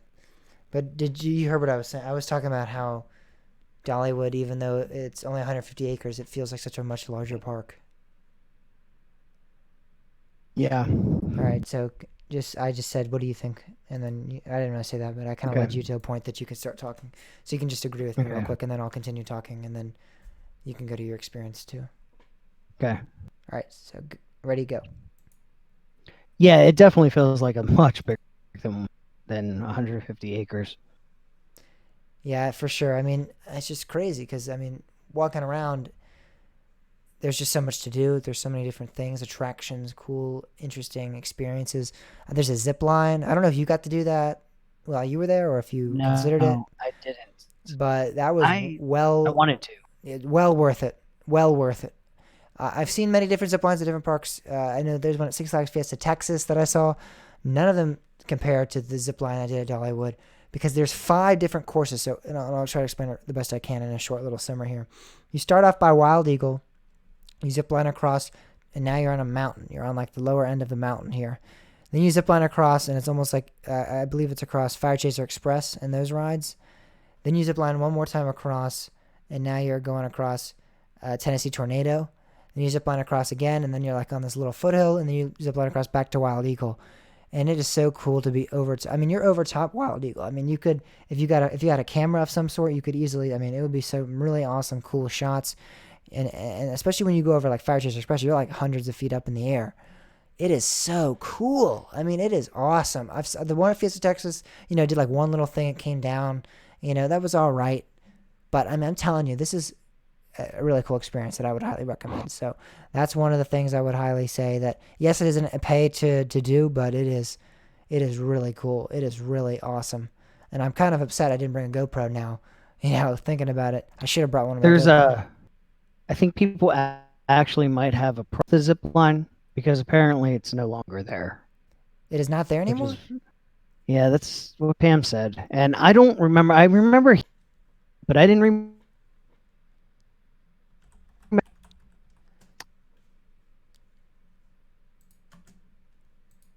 You just cut out like really bad. coming back. Maybe it was just temporary for. You're cutting out.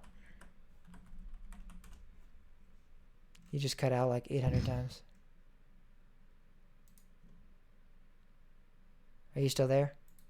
Did you stop recording? I guess. Yeah.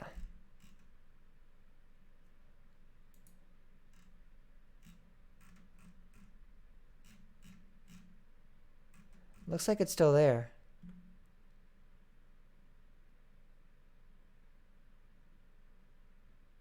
It may have been down just for the construction then.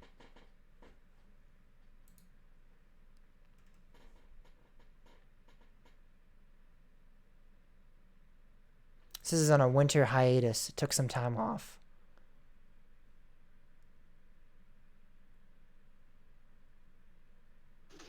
Yeah, so they took it down for the time being, but it'll be back up. At least that's what Dollywood says. Okay. I'll say that. But I didn't Yeah, that's what Pam said. And I don't remember. I remember. Here, so I'll start off. I'll say no, because you were kind of talking, and I'll cut it. I'll almost like cut into what you were saying. All right, here we go. No, it looks like it actually. Here we go. It looks like it took what they call. They're saying a winter hiatus. They took some time off to promote some other great attractions here in Pigeon Forge, and throughout the Smoky Mountain area. So it's closed for right now, but it'll most likely, it says, make its debut again in the very near future by spring in most cases. Which this was before this COVID crisis shut everything down, so it could be further on until they reopen it, but. It looked like it was going to reopen, so it wasn't closed for good. So most likely, that's good to know. If anyone is wanting to do this in the future, in the next year or so when they go back, most likely it will be back by then. But that was an awesome experience. I would highly recommend. But I think we've done it. We prolonged it quite enough. Let's talk about the roller coasters at Hollywood. They have a few good ones. They have a few great ones. Yeah. They have some of the greatest, I think one of the greatest well-rounded collections out there. I don't think there's any argument to be made there. I mean, I wouldn't say there's really a bad coaster here, which I don't think that can be said for many parks. There's definitely, there's always a park that you go to and you go, I don't know if I want to ride that coaster today, and I'm not in the mood. I don't think any of the coasters here really fit that, fit that narrative in any No, I way. don't think they do. You have some great attractions. Let's go in order of thrill to we'll go down to the lower family coasters. Starting off with Lightning Rod, their RMC wooden coaster. Fantastic ride. One of the best roller coasters on the planet, by many people would argue. It is airtime filled. It is intense. It is crazy. It's a launch. It has a launch. Yeah. It's a great ride, and it is truly it is truly the highlight of Dollywood in my mind. It is a really amazing coaster. Absolutely amazing coaster. Well, also you have Thunderhead, which is another wooden coaster. So you have really two great wooden coasters here, which is unusual to find. Two stellar wooden roller coasters in one park. Normally there's like this one big wooden coaster, and that's kind of the big market point. But here you have two stellar, great, fantastic wooden coasters. Thunderhead is also a GCI coaster that is a fantastic ride. It has some great airtime moments. It's pretty intense. I enjoyed it And I quite a love the bit. fly through.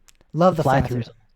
I love that. Yeah, that's one of the most unique and awesome elements on the ride. You also have Tennessee Tornado, which by many is considered to be one of the best aero looping coasters out there, and it is fantastic. It doesn't even feel like an aero coaster by any means, and I'm not even against aero coasters, but I mean this felt like a completely different manufacturer. I honestly, I would have taken Vortex over Tennessee Tornado. I know I'm weird. Go ahead, email me, whatever. But I don't know. I mean, Tennessee Tornado was bad, but it still felt like an error to me. Okay, I don't know. You're definitely in the minority, I think. I definitely am. I know I am. I mean, it was definitely a good ride. Just not one of my favorite eras. That being said, we also have Mystery Mine, which is a Gerstlauer You're Fighting coaster, which is a fantastic ride. Some really cool theming, and a cool thing that I got while I was there is that I was there for an ACE event, so I actually got the lights turned on inside of the mine, which was really cool while I was there. It's fantastic to see all the animatronics and things lit up during the day. Well, with the lights on, almost like it's during the day. You don't normally you see pitch black, and you see maybe a couple of eyes here and there in the dark, and you see a couple of animatronics here and there, but to see everything lit up is really cool. Going up the vertical lift while you're in the lights on, it's really cool because I mean that's supposed to be a very anticipation-filled journey up this huge vertical lift hill, and it's supposed to be pitch black and lightning and all of that. And then, but to have the lights on, it's really almost changes it completely and does like a 360, and it's almost an enjoyable, pleasant journey up this vertical lift. It's really interesting to see how much a lighting package, something being pitch black, can really change a ride experience. Yeah, Mystery Mine, like I didn't know what to expect. I had no idea what I was getting into.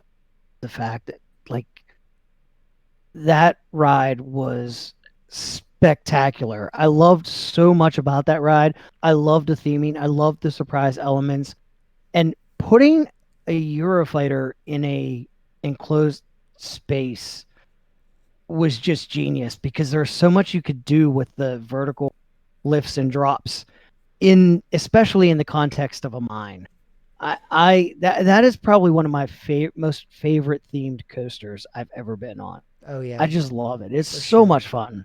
I mean, and the facade itself that surrounds this ride, and yeah, it's encapsulated in everything about it. Yeah, it's great. It's such a great, and in terms of theming, this is, one of the best by far out there. You also have Wild Eagle, which is their B&M wing coaster. I was not a fan of this attraction. This is my first coaster that utilized the B&M vest restraints, and this really soured my feeling towards them. I've ridden a lot since then, and I haven't ever found as bad an experience. I have heard the rumor that these were prototype wing restraints, so that might have been why. But also, there's a theory that Bob has that there's a possibility that since this is my first time riding, I just wasn't ready for it. I wasn't used to them, and they might have just sat on me uncomfortably. And now that I've almost learned how to ride them, there might be a chance, that I've kind of grown to feel them out somewhat. I don't know. I'll tell you, when I got on that coaster, after hearing what you told me about it, I was scared to death because I was like, oh my God, I'm not going to be able to breathe. I love that ride so much. We'll talk in a later segment about more about the restraints, but yeah, I absolutely loved that coaster. But it was not the first time I had rode a coaster with restraints. But we'll talk about that a little bit later when we talk about restraints. Yeah, and then coming up, we also have Fire Chaser Express, which is their sit-down family coaster. This I is love that coaster is so much fun. Yeah, this is fun. This is another Gerslauer Such a fun coaster. ride. Yeah, this is another Gerslauer attraction that is really interesting. It shoots you off forwards, and then you actually start coming back to the layout backwards, which is so great, so fun. And for a family coaster, it really is almost perfect. It does everything well. It does everything pretty tame, but it does it in a sense that you still have some thrilling elements thrown in there. And the theming is spectacular Oh too. yeah, it is I great. love the theming on it. It's a really, really fun ride. Lastly, we have Blazing Fury, which is a indoor coaster, which is really wacky and weird, and it was very strange. It really reminded me of like Black Diamond at Knoebels. And when we rode that, I was like, wait, this is almost like Blazing Fury a little bit, in the sense that you're inside and there's just these weird old animatronics and strange storylines, and it was really wacky and weird, but it was a lot of fun, and it's definitely, again, in terms of being a bad coaster, there's not a bad coaster here, so I definitely didn't think it was bad. It's definitely not the most thrilling attraction, the most. It's not going to be It anything was crazy, interesting. but it's I interesting. mean, That's the best it way was to kind of describe it. your typical dark ride coaster. Similar also Yeah. to Devil's Den at Conneaut Lake. Hmm. But yeah, and Black Diamond, like you said, I didn't mind it. I yeah, I don't know. I'm kind of indifferent on. I didn't hate it, but I wouldn't like rush to ride it. And that's about it for the coasters at Dollywood. There is one that I have yet to ride and that you have actually ridden. That is Dragonflyer, and I was curious to hear what you thought about that attraction. Well, you forgot about Whistle Punk Chaser. Yeah, I wasn't gonna talk about the kitty coaster, but I rode that too. It was fine. Yeah. Dragonflyer, man. Well, my expectations were high because of Mayhem. It didn't make it there. I still like Merlin's Mayhem better, but Dragonflyer is a lot of fun. It is just it's whippy. I mean it's a family invert, but it's really fun. It's definitely not. It's not like but most people think, oh, kids can ride it. It's going to be boring. It's not boring. It's fun. It's definitely something you should try. Don't expect, thrills like you get on Lightning Rod or anything like Yeah. that. But it's definitely a lot of fun, and it's such a small area too. It can, you can whip around, and I think that's some of the fun of it is how it dips under itself with the track. Um, it's definitely something to try. It's a lot of fun. That whole area is actually a cute little area. I mean, it's mostly for kids, but it's a really neat area to walk through. Um, so if you go by yourself and you don't have kids, still definitely take a walk through Wildwood Grove and take a spin on Dragonflyer. It's definitely worth doing. And that is about it for our Dollywood overview. It's a great park, has some great things. There's one attraction that I want to talk about, actually two that come to mind. But the first one is they have a great drop tower with drop line. That's an SNS drop tower. That was a lot of fun. I really enjoyed that. That was one of my favorite drop towers, actually. I don't. Did you get to do that? The which one? What? Drop line. No, no, it did not. All right. Well, that's a lot of fun. That's a good drop tower. Very solid. But there's also another attraction that I know for a fact you did not get to ride because it's closed Wait, did now. I? No, actually, maybe I did ride it. Yeah. No, no, yeah, I did ride it because I think I took a trip over when my niece and nephew were playing in Wildwood Grove. All I right. don't know. Well, That day was such a blur. I'm sorry. one that I know for a fact you did not ride because it was closed when you went is the Mountain Sidewinder, which was a water toboggan thrill ride.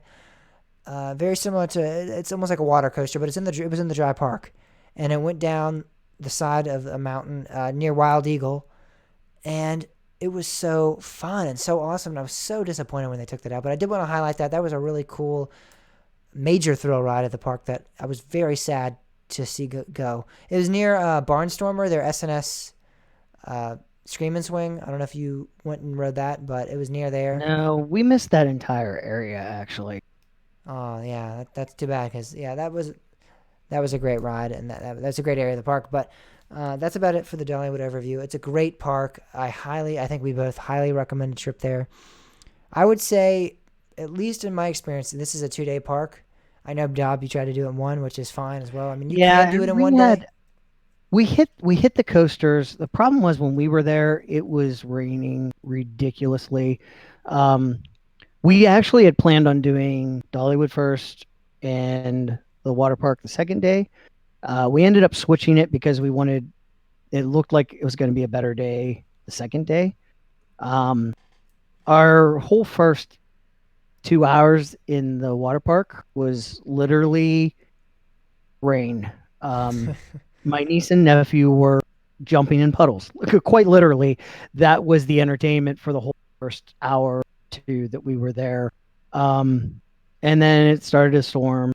There were just thunderstorms like crazy. I do want to say about the water park, it is a really, really awesome water park. They have a really good, really fun water coaster, some amazing slides. My niece and nephew for the first time saw me check out on a ride there when I said, "Hey, I'm going to go on Fire Tower Falls," which is their massive speed slide. And I climbed the entire way up the tower. And as I was climbing up the stairs, there was a kid in front of me, and his back was just completely beat red. It looked like somebody had just been smacking it like crazy. Hmm. And I got up there, and I look. He even said something about like, "Yeah, it hurts my back a little bit," and and I like got up there, and it was like straight down, and I don't want to walk back down, but I don't think I'm going. I don't think I'm gonna do it. Mainly because I was afraid of just the water hitting my back, and I walked the whole way back down that tower, and still to this day, I do not hear the end of from my niece and nephew. But Should have done it, it Bob. is. Come on. I will. I've done slides like that before. Um, I don't know. I don't know. I just like it was more like that. Just didn't want to deal with that. Water smacking on my back. I don't know. I'll probably do it again if I get there. Maybe we'll see. Hmm. Um, but they have so many different, unique slides there. They have a really cool slide that you go down on a mat on your stomach. It's like a mat racer where you hold onto the mat with your hands in front, and you get to the bottom and you skid across the wall. They have a Yeah. really good family slide that like massive tube slide, not family slide, but younger kids, smaller kids can go in it with you. Just one of those massive tubes, almost like Mammoth at Holiday Holiday World. World. Yeah. That massive tube you get in. It's not Yep. a water coaster, but like it's a massive, massive slide down the mountain, and you really like go up the sides almost upside down to an extent. It's just there's just so much to do there. It's a really, really, really beautiful. Um, yeah, definitely check out the water. But yeah, when we went to Dollywood, we completely missed that one area because we were kind of rushed. We didn't, it rained so much and we had downtime, and we wanted to make sure we got to all the coasters. And I'm really hoping that my entire family can get back there to enjoy the other parts of it. Because if you want to do like the shows and all the flat rides and stuff like that, you definitely need at least 2 days in Dollywood itself. Hmm. Yep. And there's a lot of different places to stay. Again, Pigeon Forge is a as we said, tourist trap. So, yes, they have the Dream World Resort. I would probably stray away from that if you were Well, we did financially say, on a tight yeah, budget. But we you know won. that. I won a package at East Coaster in 2008. Yeah, well, the 2019 East Coaster. I actually won a package, and that's how we got to stay at Dream World for 2 nights. It's a beautiful. If you can make it happen, it is a really, really awesome resort to stay in. I'm sure. I mean, I'm 100% sure it is. But again, if you're on a tight budget. If you're on a coaster boy budget and you're trying to Yeah. swing it, I would, there's lots of hotels and Airbnbs near in the surrounding community. You also have some really cool log cabins that overlook the park, which is really awesome. I actually got to go up the mountain and see those. Those are really cool. That was fantastic to see. But yeah, I mean, this is just a beautiful area. It is a beautiful park. It's a really cool community that surrounds it. And so it is well worth the trip. 2-day park. I would, highly recommend a trip to Dollywood in Pigeon Forge, Tennessee.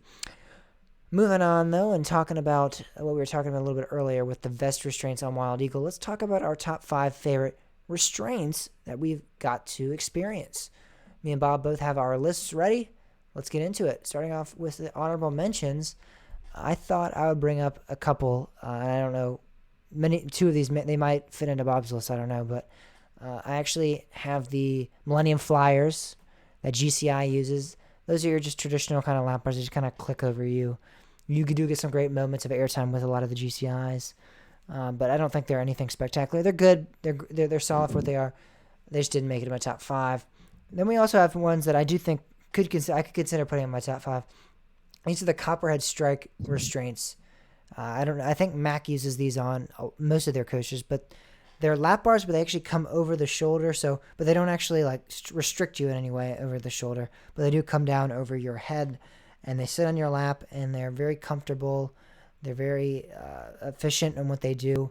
You still can, stretch your legs out and things like that.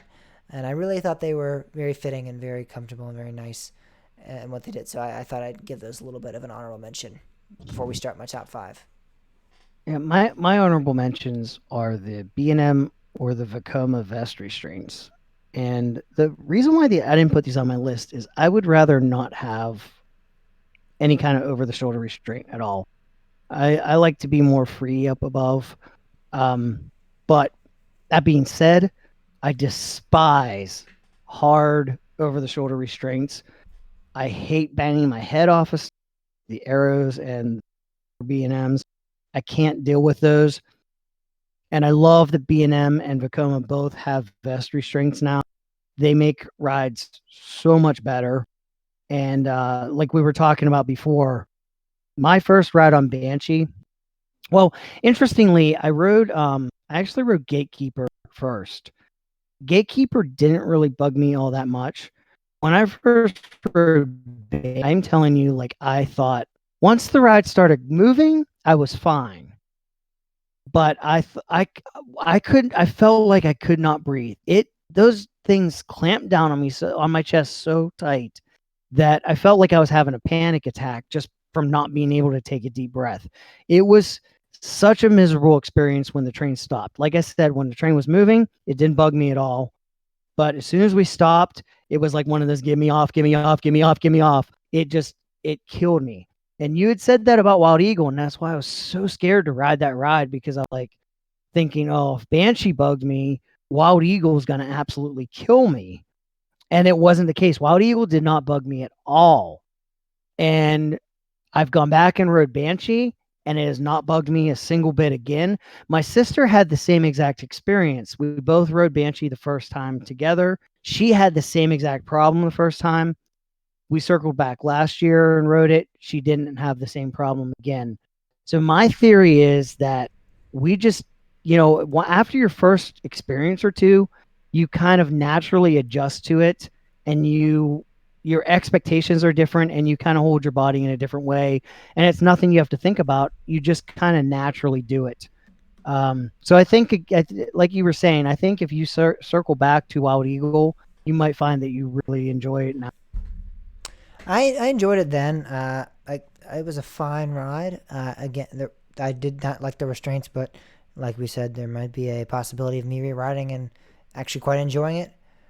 But yeah, it was an okay ride. I rode it a lot of times, so there's definitely no problem there in terms of the rewritability.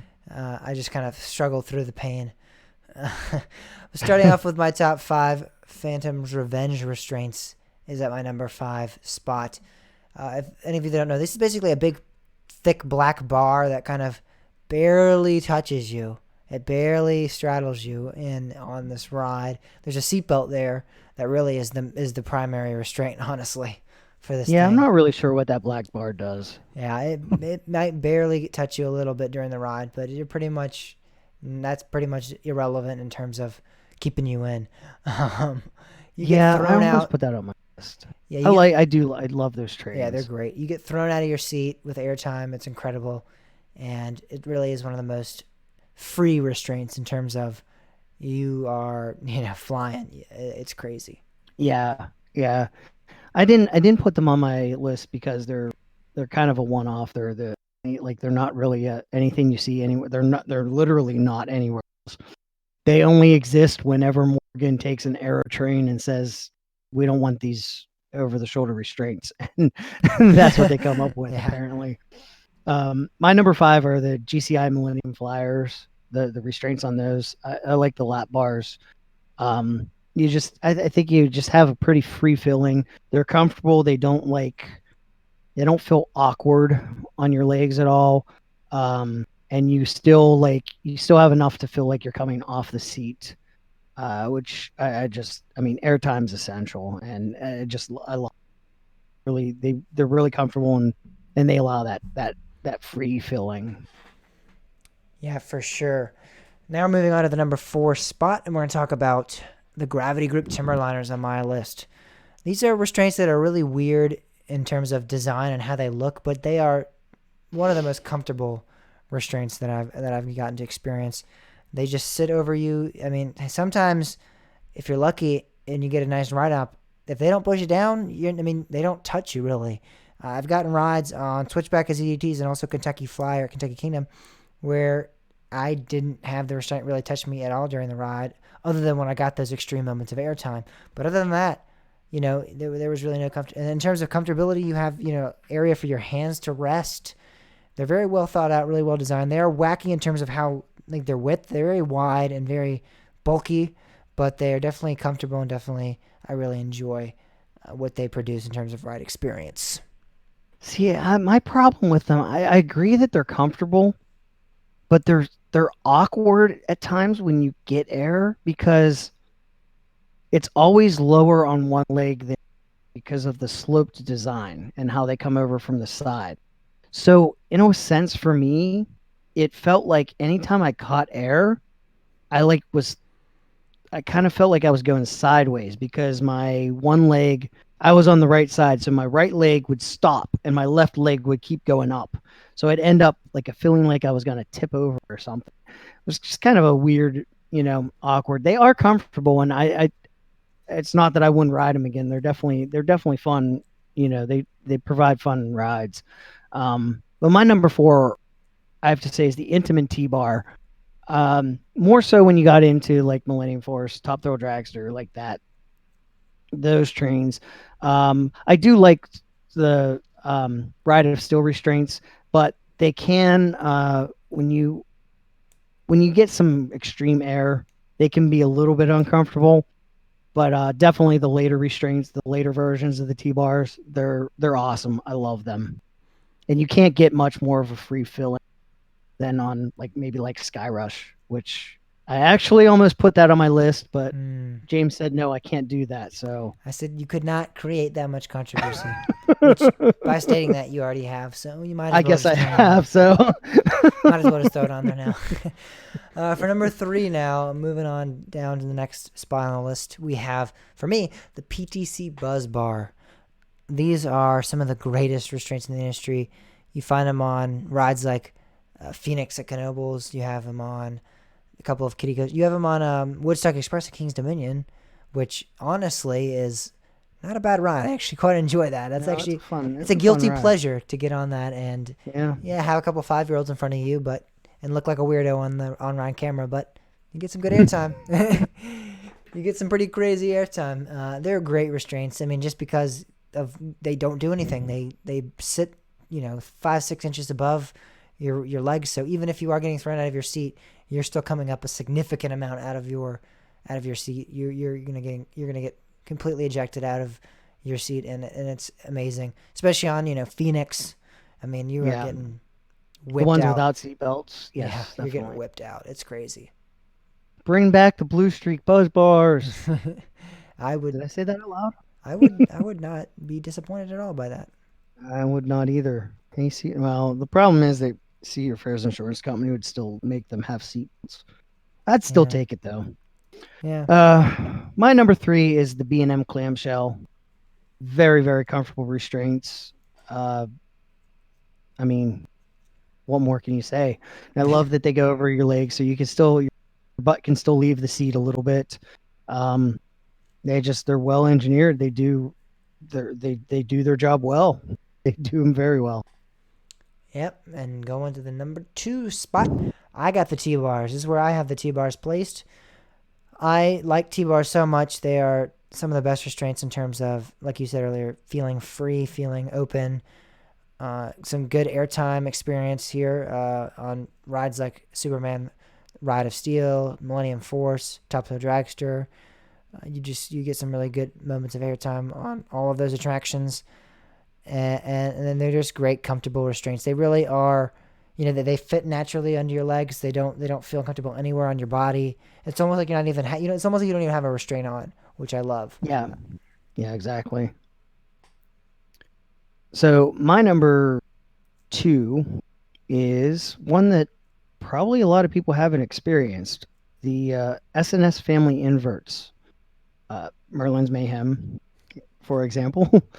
I just love they're kind of like a lightning, or I'm sorry, a sky rush restraint, but they don't really clamp down on you. Um, it's an invert seat with a lap bar, and it's literally just a lap bar. And even unlike Dragonflyer, where you have the bar comes down on both sides, it's just a single, like the bar is attached from a single side and comes down over top of you, and then the other side is wherever the other seat is. So, if you're on your right side, there it comes down on your right side. If you're on the left side of the train, it comes down on your left side. But they're curved so that they fit your legs really well. They secure you, but they make you feel like you're just they're so comfortable. Those trains on Merlin's Mayhem were some of the most comfortable trains I had ever been on in life. They were amazing. I loved them, and I wish we'd see that style more in more places. Definitely an interesting one and something that I would love to check out one day. CoasterCon, unfortunately, was going to be my opportunity to get on Merlin's Mayhem, but that has sadly been There's canceled. next year. Yep, there's always 2021. Moving on to my number 1 spot, we have the clamshell restraints. I just love them. Bob explained them pretty well.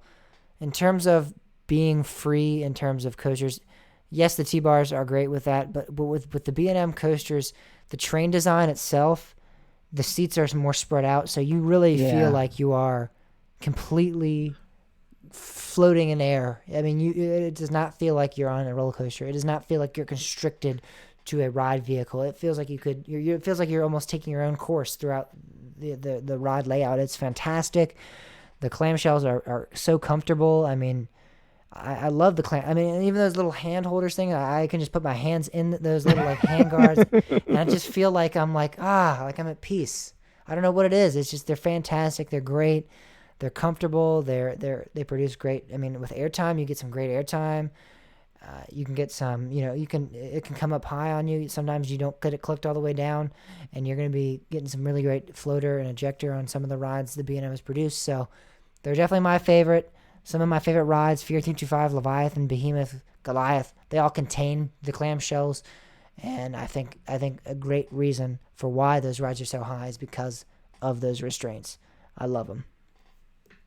Yeah, they absolutely, like I said before, great restraints. My number one, though, absolutely. Well, it almost was the leather strap on Jackrabbit, but that can be debatable on whether it's a restraint. So, uh, my number one is the PTC Buzz Bars, and I love them for their functionality as not being that much of a restraint. It's just they're just awesome. I love that you just sit in there, especially the places where they don't have seatbelts, because they really shouldn't. They weren't designed to have seatbelts, so why put them in there? I love them. And Phoenix, I think, is one of the best examples of, you know, what it's like to ride on a real coaster with actual buzz bars. That's the way it should be. All right, Bob. So that is our top 5 favorite roller coaster restraints. I think we got some good ones in there. I think we covered. I think we covered majority of the ones that people come to mind when they think of these great restraints in our industry. Now we're going to move on to the weekly poll of last week, which was pretty controversial, actually. It was pretty right down the line here with the response that we got from our audience. Do you think B&M multi-looping coasters in the future, in the next coming decade or so, will face the same complaints that Aero Loopers receive with being historically great and important rides, but being uncomfortable or sometimes considered rough attractions with their restraints and with their track design? We actually got a pretty, again, right down the middle response. 67% said no, 33% said yes. So, yeah, I mean, that is definitely significant more people saying no, but it is a lot more right down the line than I thought it would be, to be quite frank. It was 38 people that voted for no, 20 people that voted for yes. So we got a pretty interesting response there. We did get an actual write-in from someone, and I thought this was interesting to highlight because I think it's a good response. He said it depends on the park maintenance. The B&Ms of today are built with sophisticated computer technology, so they would hold up better than the Aeros that were built by hand-skilled carpenters that are dropping one by one today. And I thought that was interesting. I think that's definitely a good point to bring up. B&Ms are computer designed. I definitely agree with that. I think B&Ms are definitely better engineered. But see, this is the thing with Aero. There's some transitions with Aeros that just aren't up to par. But Aeros, other than the transitions, aren't necessarily rough from a track standpoint. Some are. There are some that haven't been maintained properly. But I think that there's certainly enough Aeros out there that show that it can stand up.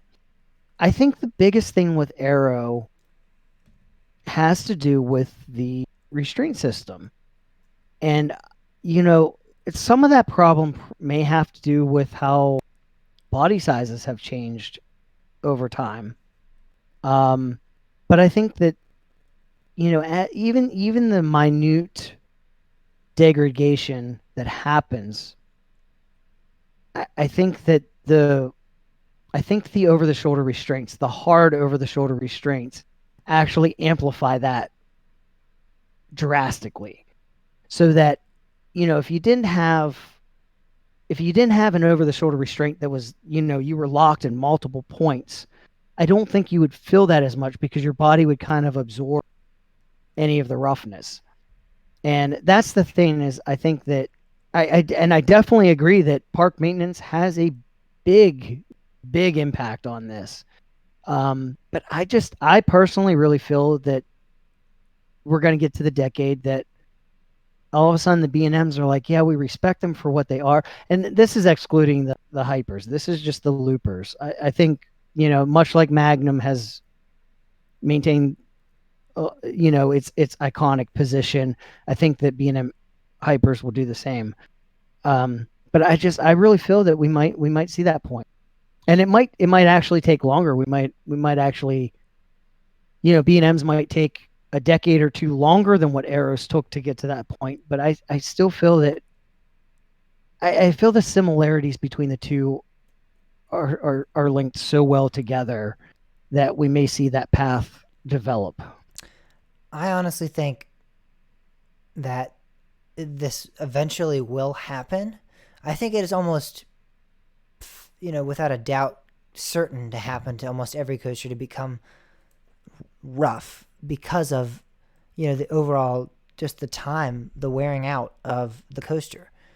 I just think it's almost inevitable that this will happen to most attractions out there, especially multi-looping coasters that do tight inversions and things like of that sort. I know people that think some of the RMC coasters, lightning rods, and people think that ride's already starting to get a little rough. I just think that coasters that do more aggressive things like inversions and tight turns and transitions are just what's going to happen. That's just the course that they have. That's just their fate, is that they will eventually just become rough rides. And I think aero coasters, their lifespan is shorter in that sense of how long it took them to get to that point. I think B&M will be stretched out over a longer period of time. I don't think it'll be as soon as, the next decade. I think it could be 10, maybe 15, 20 years maybe till we see that. Yeah, I don't know those. See, like if you look at Raptor, there's a lot of people that are starting to not hate Raptor, but No, and yeah, Alpengeist it's too. Raptor. But I think it is with that is that they just that's more of how aggressive the ride is. Because I, for one, 100%. I mean, that is not Raptor is not rough. Alpengeist is not rough. Yes, it is aggressive. Yes, it does snap you into place, and it is very intense in that aspect. And especially in the back row of Alpengeist and Raptor, you're going to get thrown around a lot. But I don't think that's roughness. I don't think that's the same roughness, because on aero coasters, it's pretty much any row you're sitting in, at least the ones that I've ridden, you're going to get some roughness out of them. I like a lot of the aero coasters I've ridden. I loved Corkscrew at Cedar Point. I liked Vortex at Kings Island, all right. I don't like Anaconda. But I like Tennessee Tornado. I like Loch Ness Monster. I like a lot of them aero coasters I've ridden, but the ones that I didn't, it was pretty much Anaconda. Any row I'm sitting in, it is rough. I know a lot of people will say no. In some areas, no, it is rough. But with Alpengeist, I think and with Raptor, I think it has more to do with how aggressive they are as attractions. Because I know people will say, "Oh, you sit in Alpengeist in the front row, it's fine." I just think it has to do with how intense. I mean, I just actually posted a video to our Instagram the other day of Alpengeist Cobra Roll. I mean, you get, looking at that, you get thrown through that Cobra Roll. So I think it definitely has to do with I'll tell you, I'm one of is. the people. I will not ride Alpengeist in the back. I can't do see, it. That's my sweet spot. It bangs That is my where head I around want to so ride much. It. No, yeah, I can't. It just bangs my head around so much. I can't deal with it. It hurts. Yeah, and I don't think that's the roughness. I'm not saying that it's. I'm not saying that it's not fun back there. I'm saying that it's painful. And in the front, it's not as painful. It's still fun, but not nearly as painful. I can actually tolerate it, but I still can't. There's no way I could ever marathon Alpengeist. I could not marathon any. I don't think. Well, except the exception of Banshee and Talon, I could not. I don't think I could marathon any B&M invert. Actually any B&M with a hard over the shoulder restraint. I don't think I could marathon any of them. The vest restraints I could, but I'm in like the complete opposite of that. I could pretty much do anything. So here's an interesting thing though. And I find this really interesting. Almost any little kid that gets on an aero absolutely loves the thing. Absolute, and it doesn't matter which one it is. All little kids that are, obviously tall enough to ride it, they love aero coasters. I mean, I'm sure you can find a couple kids there, here and there. Like, I shouldn't say every, but a vast majority of kids. That's a pretty bold claim. But I mean, seriously, like I know there's so many, and you see kids on these rides. I mean, I've been to parks and I've seen tons of kids ride, like Loch Ness Monster. I see kids on it. They love. I mean, and Loch Ness Monster is definitely one of the better ones. I love Loch Ness Monster too, but again, I couldn't marathon that ride. Kids could. Well, yeah. Maybe you're closer to the kid than I am, so I don't know. Does that have something to do with it? Yeah. I don't know. But I think that maybe that's part of this. As the generation that grew up with B&Ms gets older, they experience the same exact thing as the generation that grew up with Aeros did. And maybe it doesn't have anything at all to do with the ride itself. Maybe it just has to do with that generation. I don't know. It's just something to think about. It's more like a psychological standpoint of like you were saying, like growing up with it might have an influence on that could be your position. Exposure to other rides. Yes, there's that aspect, but it could also be your exposure to other rides too. That makes you look at it by comparison. I feel in that sense, though, that this generation that grew up with Aeros would now look back on them and go, oh, those are not that great, actually. I feel like their position might completely change in that aspect of their exposure to new rides and attractions as well. But see, the thing is a lot of the older people right now. Now, I mean, I can't say. I was kind of halfway between the generations, I guess you could say. But I certainly definitely was at a part where it was Aero rather than B&M. And I think for me, and I think it's even people older than me, I think we look back at the Aeros and we appreciate them and we want to ride them. We enjoy them. But there's still that part of us that's like, that's going to hurt. and I'll take it for one or two times, but I can't keep doing it. But I'll go marathon a hyper over and over again. Yeah. As long as it's not banging my head around. And I think that's, I'll go ride a Schwarzkopf in a heartbeat. I have no issue with Schwarzkopfs. I love them all. And again, there's no over the shoulder restraint. And I think that has a very, very, I think that's a very big component of this. Yeah. And I think, again, in my opinion on this matter, and this isn't going to change, I just think that over the course of time, that these attractions will, any attraction that takes these types of transitions, the inversions, the bank turns, the high speed lateral turns, things like that, they're going to just over time become rough attractions just solely based on time. The influence of time on these attractions and the wear and tear on them. Yes, but what about Schwarzkopf? I mean, with Schwarzkopf, a lot of the rides that he did were just simple. There really isn't that much aggressive transitions with his rides. Yeah, but how many G-forces?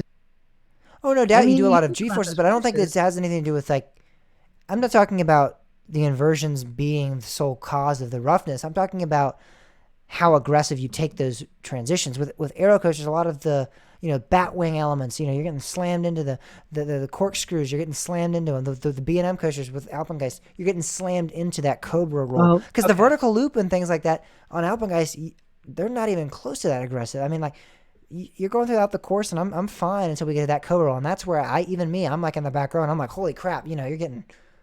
Yeah, I think it has more to do with how aggressive you take the transition itself, how sudden, how you're getting thrown into it, other than just the fact that you have that intensity there. Because of course, Phoenix is a well older attraction. That I mean, that's not a great example because it's a wooden coaster and it doesn't have any of those restraints that we're talking about, but it doesn't take any of those transitions, and it's perfectly fine. But it is in some cases, especially in those bank turns, it's intense, but it's not rough really. And that, again, might be more with park maintenance and everything like that as well. That has a lot to do with maintenance. Yeah, that has a lot to do with maintenance as well, but it wasn't the best example. But what I'm trying to say is I don't think it has anything to do with the actual fact that the coaster does inversions and is intense. I think it has to do with how sudden and how aggressive and how, just overall intense those elements you take them at. If you look at any wooden coaster, though, look at Legend at Holiday World. I mean, you're getting banged around a lot, and I love it. There's nothing wrong with it. I love it too, but I would definitely say it is on the borderline of being a quote-unquote rough coaster. I don't mind it. I will ride it over and over again. Grizzly King's Dominion, same example. But, But see, here's the thing. The difference is whenever you're taking that, whenever you get that lateral move, your body can absorb it because you're not locked down like you are with a hard over-the-shoulder restraint. But you see, there's also a good amount of people that would argue that Legend and Grizzly are two awful coasters and are terribly rough as well. Yes, but those probably are some of the same people that would not ride, some of the older B&M inverts or Aeros. Not everybody. I'll agree, but it's all about the mechanics of how it, I mean, a big thing has to do with your neck and your head bouncing. And I think that's what vest restraints do. And I think the B&M vest restraints could save B&M from this happening. Well, you see, the thing is, I've heard, and I don't know about this, but people this year that rode it, Banshee in 2019, have said that ride's starting to get, quote unquote, a little rough. And I mean, that has the best restraints. I've heard that from a lot of people, actually, surprisingly, because I loved that ride. I thought it was it's my favorite B&M invert, and I'm actually very upset to hear that. But I've heard from a It's lot not. of Kings Island people that go there quite a bit that it's starting to get kind of rough. So I didn't I find it really rough. I don't know. That's just what I've heard. And I mean, these are people that ride it like all the time, But and see, I don't know. again, that's I don't really believe them because I'm like, there's no way. Maybe they just have that ridership bias that they ride it so much that they start to sometimes when I ride coaches at my home parks, I start to go, oh, Intimidator 305. You start nitpicking at rides. Maybe that could easily be it. But to yeah. I call it don't know. straightforward rough, I just it's interesting. I I think it might be. There might be some degradation there. Um, but I no. I mean, it's not bad. But again, I don't roughness in the same way as long as there's not a. I mean, Banshee, like my head gets whipped around a lot, but it doesn't matter because there's nothing. I'm not bouncing it off of anything. And Talon's big advantage is it doesn't really whip you side to side that much. So that's why that ride doesn't, Yeah, even though it has the hard shoulder and I think restraint. that's where with my point, it's more based on the transitions than it is the Yeah, restraints. Because but Talon see, is a perfect example. I mean, that is one that definitely does yeah, takes a lot more smooth, very calm inversions. You do like a vertical loop. You do like a little drawn out Immelman. You do like that little. There's like a little section where you kind of fly over the station, but it almost acts as a mid course, but there is no mid course there. And then you dive back down. You do like a little swooping bank turn. You do I think you do a 0G roll, but they're all very drawn out. They're all very very smooth and very clean transitions. There's nothing whippy about it. Even yeah. when it does that corkscrew, which is normally like the most whippy inversion on a B&M invert, it's kind of reaching the end of the ride there, so you're going very slow through it. So I think that kind of goes to show that the transitions really are what play the majority of the role in the term Yeah. roughness of attractions. I mean, yes, that definitely has a big impact on it. And I think that's where, again, that's where we're looking at Aero and B&M having similarities because it's those transitions. Yeah, And but B&M is certainly doing whippier trans. Now, yes, B&M has the computer aided drafting in its corner, but they're also doing, for lack of a better term, I'm going to say more violent inversions. Not that they're violent, but like it's just more intense. There's more whippiness going on, and that may negate, what the CAD systems have actually given. I don't know. I mean, and I think it's going that's to be just interesting to I see. think that goes to my point that eventually down the line, these attractions that take these type of transitions and things like that are going to get rough. So I don't think that it's really fair to say like it's just like the B&M multi-looping coasters, the hard shell restraints. They're the ones that are going to get rough. I think any coaster, irregardless of designer, manufacturer, I think Lightning Rod, Goliath at Six Flags Great America, I think over time are going to become rough rides. I think some of the RMCs might start to get rough, in the future. I just think it's Yeah, bound to but happen. I mean, my point is it's not roughness; it's uncomfortable. That's what we're looking at is how uncomfortable, and that's where I think that I don't think I personally don't think I don't think the majority of arrows are rough, quote unquote. Yeah, that's a fair. I They're mean, just uncomfortable. all right. Well, down the line, uncomfortable, rough. They can kind of blend together in a little sense. I don't think the B&M multi-looping coasters will become rough. In the next decade. I still think I'm thinking we're seeing 15 to 20 years. That's my estimate. That's my hypothesis. That's my guess. We shall see that. I mean, that's all based on time. That's the only factor that can really truly tell us what is to come. Yeah, definitely. It's definitely interesting. Again, we had a great turnout of people with the poll. 67% said no, 33% said yes to the question. Do you think B&M multi-looping coasters will follow the same legacy of aero coasters, which we said they are considered historical rides, they're considered important rides, they have legacies, but they are considered uncomfortable and sometimes rough. 38 people said no, 19 people said yes. That was a good poll. It was interesting. Definitely a thought-provoking one. And next week's poll is a little bit less complex. It's just a simple question, but it's a fun one. And it is, who is your favorite coaster designer or engineer? You got Anton Schwarzkopf, you got Warner Stengel, you got great Anton Alan Schwartz, Schilke. yeah, Alan Yeah. Schilke. You have so many different examples of people. So write on in. Let us know who is your favorite engineer or designer. There's a lot to choose from. There's a lot of great ones. Ron Uh, Toomer is another good one. Ron Toomer's a great one. John Miller. I mean, there's some great ones out there. You can even Yeah, throw them John. back. You can throw back to a long time ago into the early, the first coaster designer. We can go anywhere you want with this. Just let us know why you think that too. Give a little bit of an explanation so The we guy can. that did Blue Flash. There we go. Yeah, I mean that would be awesome. Um, give us a little bit of a brief description on why. I think that's a little bit necessary in this. Don't just say this guy, because give us a because he designed this ride and I think it's one of the best coasters out there, or because he did this innovative element, or whatever. Just give us something so we can kind of grasp your answer a little bit better. But if you want to do that, if you want to leave us a reply, you can do so through our social media. We have a Twitter account at coastertalk_pod. You can contact also. We have a Twitter account at coastertalk_pod. Bob also has a Coaster Talk account, Coaster Talk Bob. We have a Facebook account at Coaster Talk Pod, Instagram at Coaster Talk Pod. If you want to leave us a reply in terms of the weekly poll, or if you have a comment, question, or concern with the show, you can do so at our coastertalkpodcast.com/contact page. You can email me, James at coastertalkpodcast.com, or Bob at coastertalkpodcast.com. Get in contact with us if you have a reply again for the weekly poll. If you want to, talk coasters, whatever. I would actually be the one to direct any kind of comments to right now because Bob is actually pretty busy, I would say.